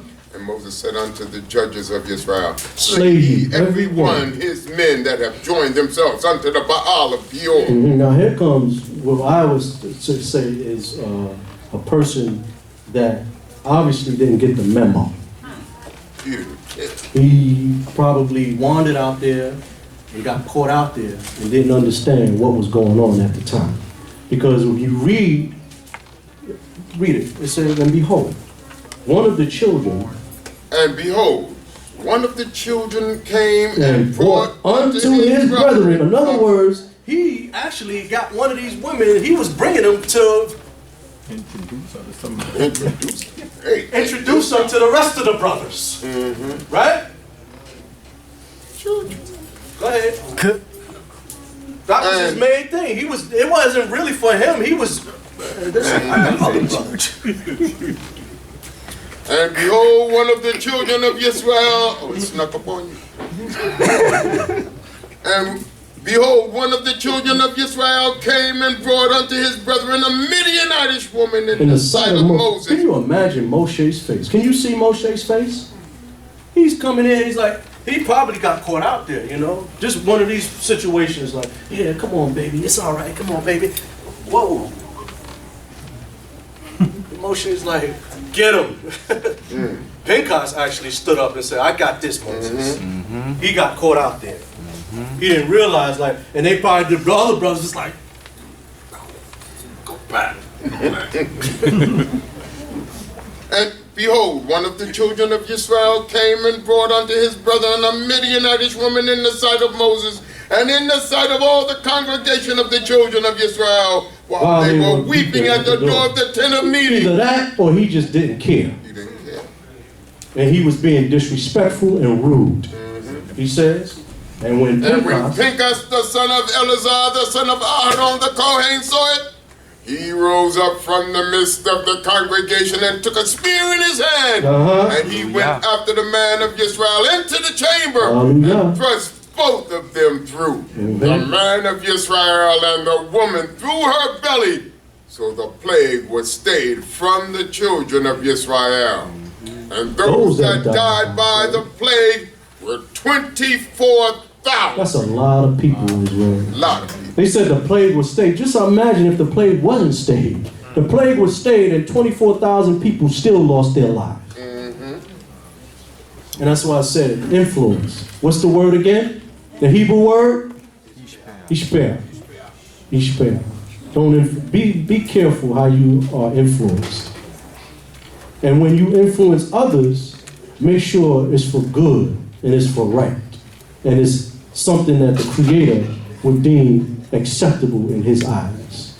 Because you can influence people in the wrong way, you know. And so we have to be very careful. And as I said, the youth, some of them are going off to college. Things intensify when you get to higher institutions of learning. And you have to be very careful. This ain't junior high school or high school now. Now this is college. Ball game changes. And you gotta have discipline, mishma'at. And I pray that the Holy One of Israel, that He would bless each and every one of you, each and every one of us, to be an influence that would be acceptable in the eyes of the Holy One of Israel. That we would teach our young men and our young daughters to respect themselves and to have a standard. Even though you might have graduated high school, your standards do not change. No matter where you go in life, you might change careers, you might change jobs, you might change your clothes, change places where you live. Your standards should not change. Blessed be the name of the Holy One. Please stand.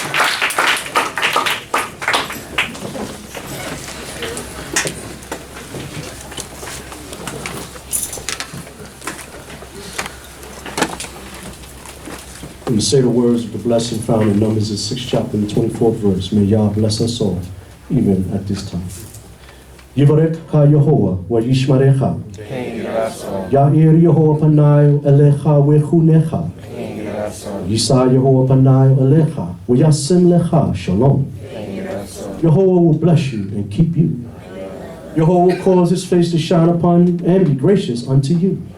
Yehovah will lift up His countenance upon you and give you peace. Hallelujah. Hallelujah. Yochai. Yochai. Selah. Shabbat Shalom Lekim. We will resume at 6 o'clock this evening, brothers and sisters. We have a little bit of a treat for you this afternoon, so I pray that you will come back.